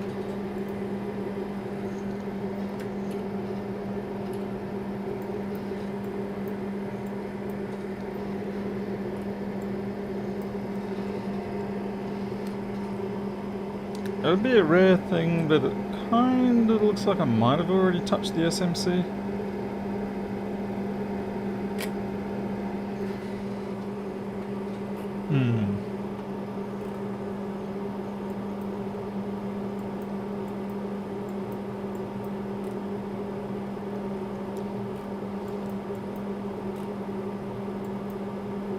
There's a lot of possible things that could be at fault here.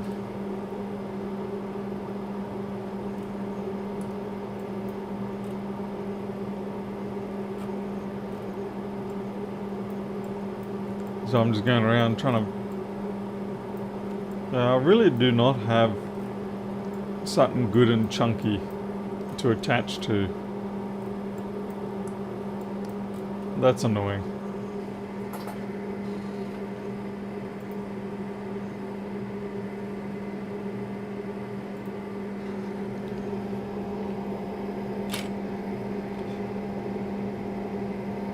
It's going to be hard to attach to that. To be fair, this board would have come in before I even had the infrared camera. Repair it all, yeah, they were kind of weird in the fact that the primary ones will give me 200 milliamp consumption, and the secondary... Oh, bravo. And the secondary ones are giving me 150 milliamp. That's a very peculiar sort of behavior. Well, I can try. Honestly, I'm worried about doing this because whenever you attach a thick cable like this, mind you, when I say thick, this is 24 gauge. It's not exactly really that thick in reality. When you attach it to something like a cap like that, you inevitably always rip the cap up. So I'd prefer to find something a little bit more secure. G'day Coda, it was 800 Australian dollars. 808 if you count the postage. What about down here?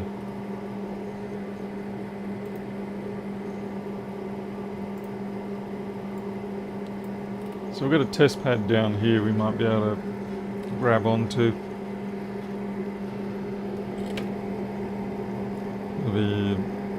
Even that's not great.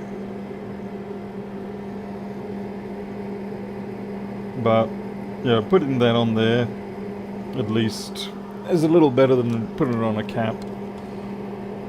Let's just see that we get the same resistance off that. 9.3. So we've walked away from. Well, actually, it was that one though, wasn't it? Yeah. That's interesting because that's about an ohm higher than up at the CD3215s.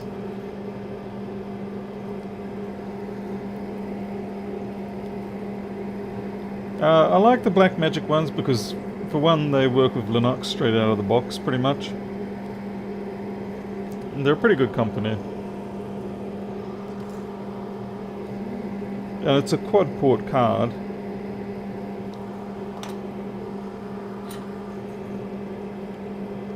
You're going to go for busted 6903. Okay.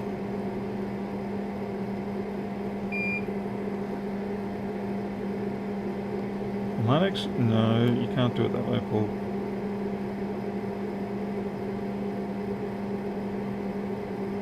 That there is sort of a cold join. See, it's starting to look gritty. Where you can sort of see the crystalline structure starting to push out. That's a bit of a cold join.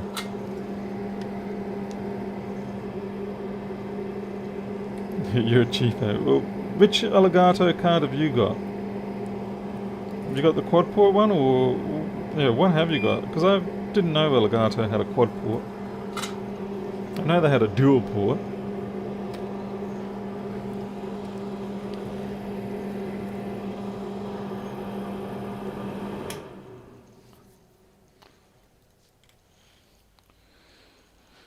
Let's see if we can stuff up the system's USB ports with the gym cam. The Cam Link Pro, £300. £300's not far off 800 Australian, realistically. Yeah, there's probably like, yeah, $50 either way on that.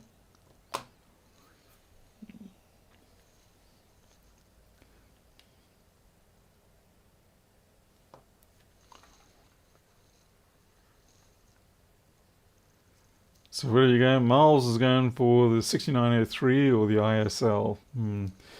I guess we'll see. So hopefully we can get this to run without crashing, because I programmed it, so naturally it's going to crash.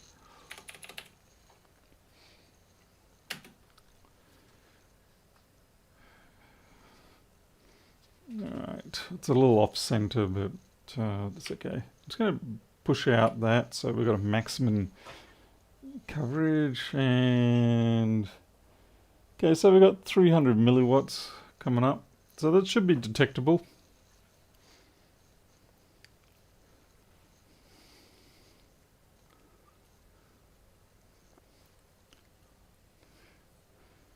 Wow, since when has this pound become so weak?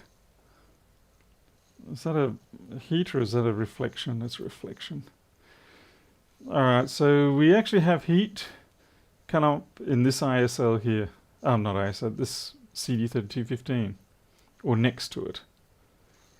Unfortunately, I can't tell for sure. Stick my finger on, see if I can get a nice burn mark. Alright, so it's down on that IS. You can't see. God damn. Okay. The heat signature I'm looking at is this over here.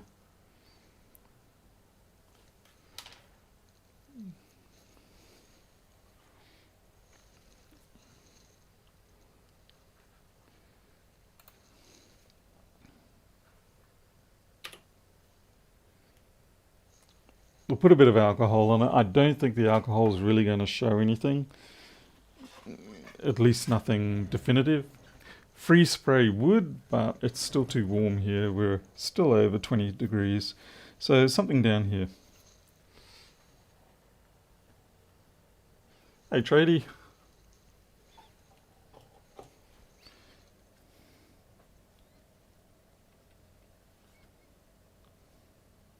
There you go. Did I just see a puff of something just then?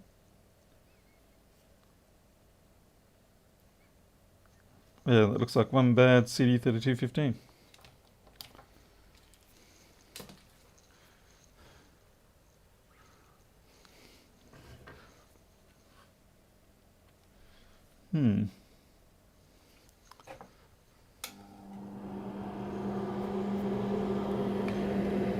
I mean, it may not be a bad CD3215, but yeah, it might be a case if I take it off and that short sort of still remains. Guess we'll see.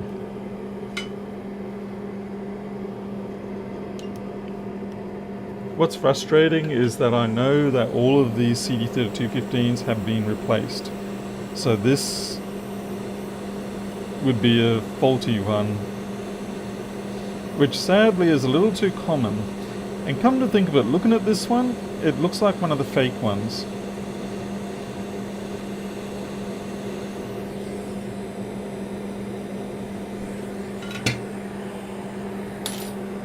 I had a bit of a bad run with some fake CD32s. I was lucky that I managed to get most of them replaced, but there was still a few that certainly caused me some grief.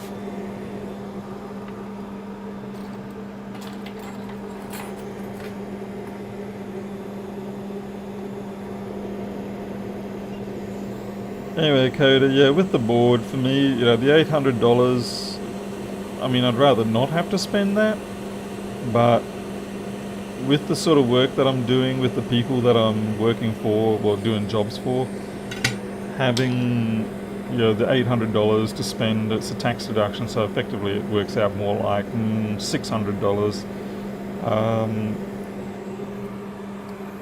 Yeah, it saves my ass, basically. I can't afford to not have the jobs that I'm doing recorded.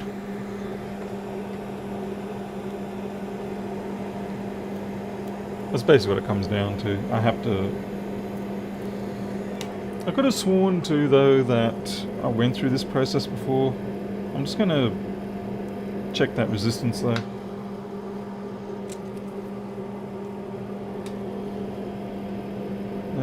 Was it this one? That's still not a good resistance. In fact, that's still pretty bad. 13.6.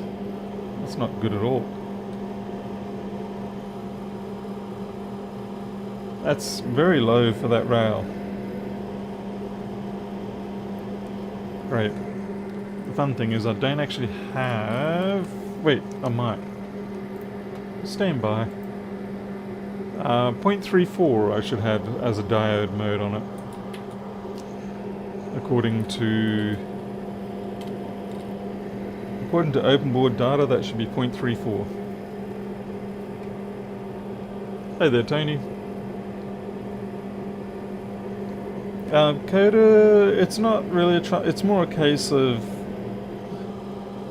Yeah, that rail, something else is actually pulling that rail down. That rail should be 0.34, or close to it. Let's have a look at 6903.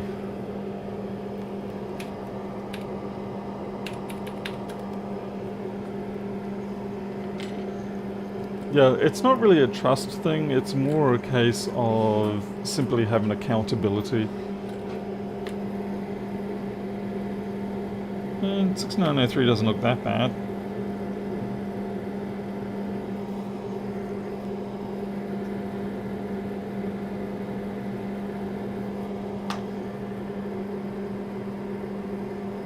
Good job, Coda. Good job.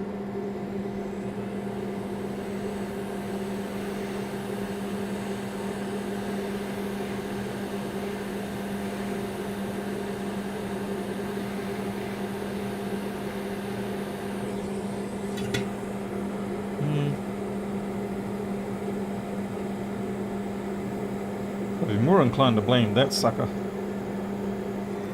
It's going to pull the ISL off and see if that resistance jumps. Hey there, Jason. It does have a little chip off the edge.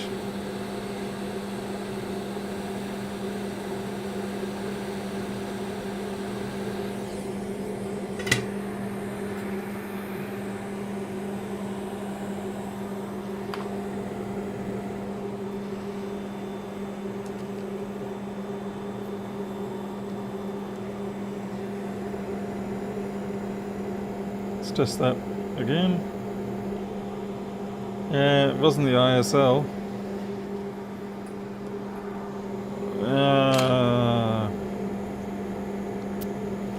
I guess what we could do is we could inject power again, but that's... the resistance is just too low. Too low, sorry, not too low. It's too high to easily pick up something. Yeah, 3v3 G3 hot.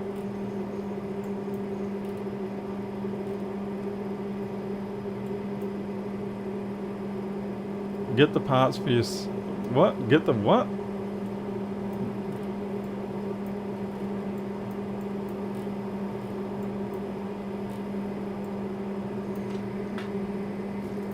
So personally I'm worried it's going to be the SMC.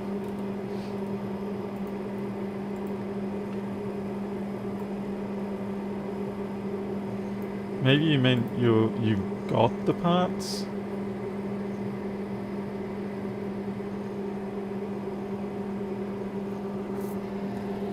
Well, we've still got the wires connected, so I can put 3 volts in and see what comes up.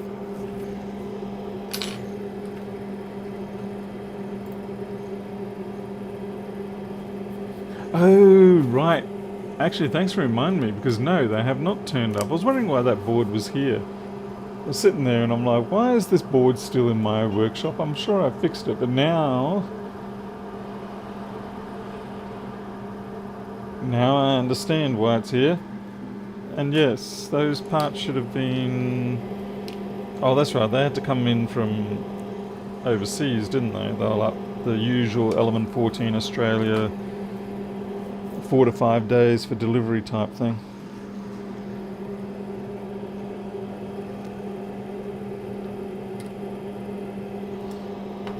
Funnily enough, these what is it? Miles, these SMCs I actually find even easier to reball than the usual ones on the MagSafe machines. These are more like just a audio chip or something like that. What's a Patreon? I do not do Patreon. I have my reasons for it.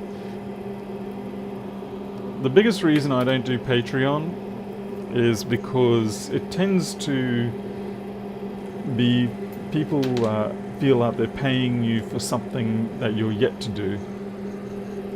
Personally, I just prefer people to buy my software. Even if they don't use it, they can gift it to someone else. Okay, let's see if anything lights up. Hopefully not literally. Oh, my PayPal's on my page. Anyway, you've already done plenty of things. Go away. Oh yeah, we got a cooker.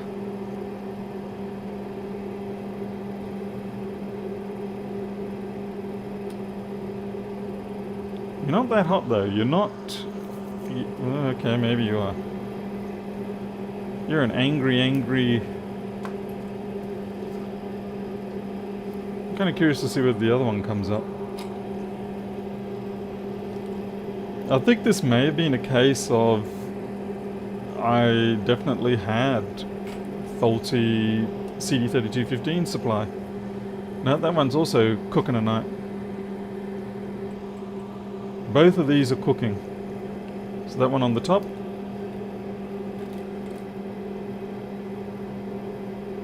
Uh-oh. Oh, we just burnt out whatever it was. Yep, that burnt out. Oh no, it didn't. Damn it. Anyway, we know that one there is problematic.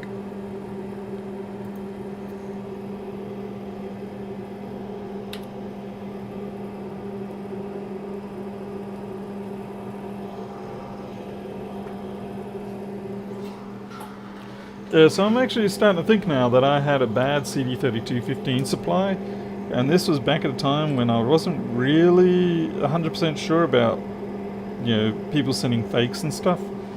But looking at that, I can distinctly tell it's certainly not the greatest CD3215.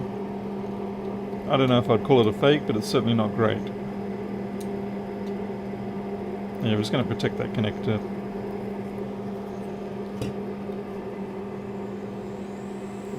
Ah, Coda, you're not supporting me, you're supporting YouTube.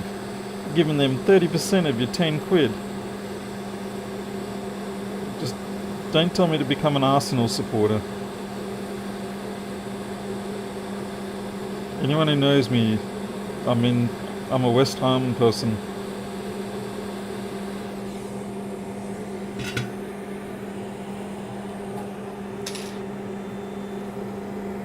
Okay, so what we're going to do is we're just going to keep pulling these possibly dead. Oh man, I really did pull that trace out. This is why I didn't do it on the cap. Yep, see? That's what happens. I pulled that test powder clean off.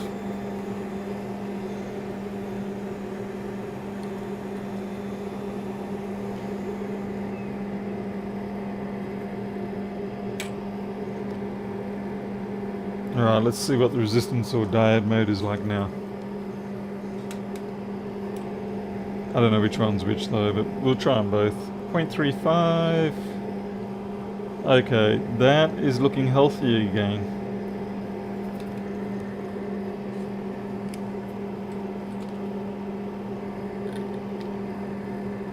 Wait, what the hell? Oh yeah, right, okay. Yeah, so this is the original one. Yeah, 0.35, so... Oh, it looks like we had a couple of bad CD3215s. Oh yeah, look, I don't follow football, but I do follow IT Crowd. And IT Crowd supports West Ham.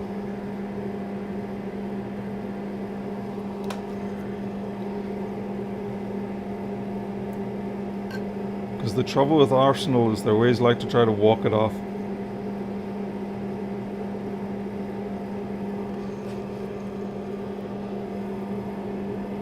I better not talk too much, I might get cockney neck.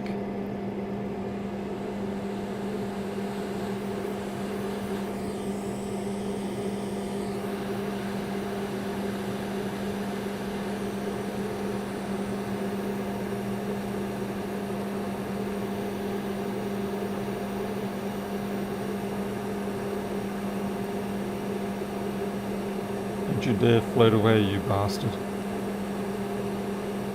Okay, there you go, you're locked in. Good job.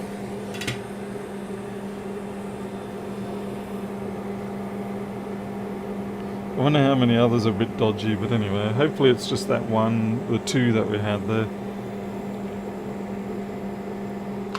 I'll just test again the diode mode. It should be a little bit lower because we've got a hot board, but 3.0, yeah, that's fine.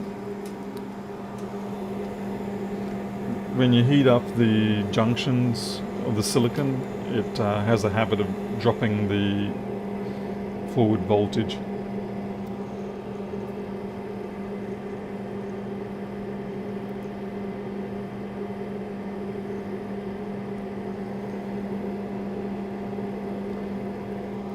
Well, has anyone been watching the Goodwood Festival of Speed? And see that Ford Performance electric van, which is kind of crazy, and then of course the actual record breaker, which is another electric vehicle. Hey babe, what are we planning for dinner? Stir fry? Okay, I just got to put this one chip on and then I'll be out. I'll tell these YouTube plebs to bugger off. Okay.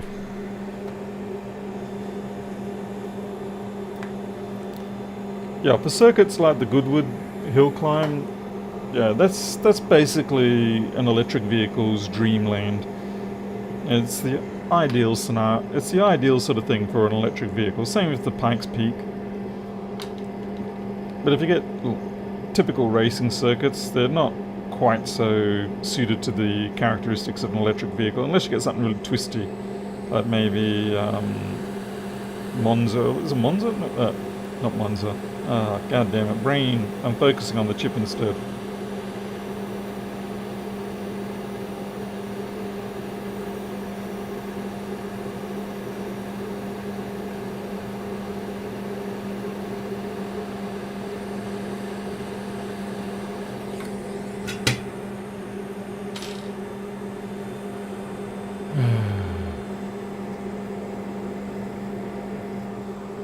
check that diode mode.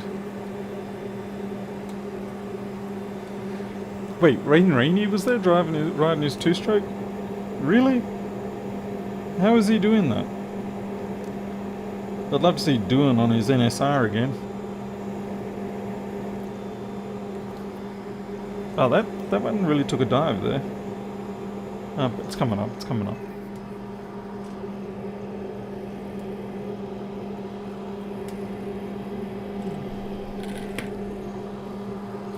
I've got stir fry for dinner.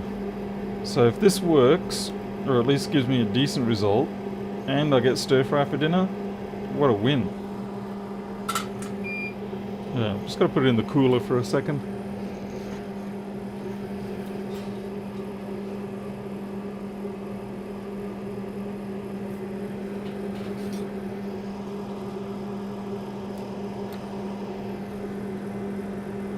Oh wait, I think I was thinking of Kevin Schwantz. Kevin Schwantz, he was the Lucky Strike rider, wasn't he? He's the one who had the accident. No, it was Wayne Rainey. Wayne Rainey's the one that's paraplegic.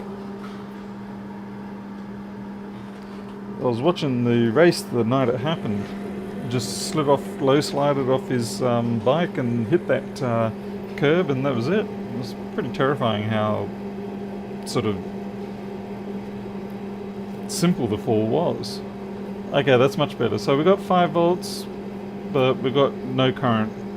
But it's a change, so we know we've solved that problem, but now we've got a no current situation. So that could be who knows what.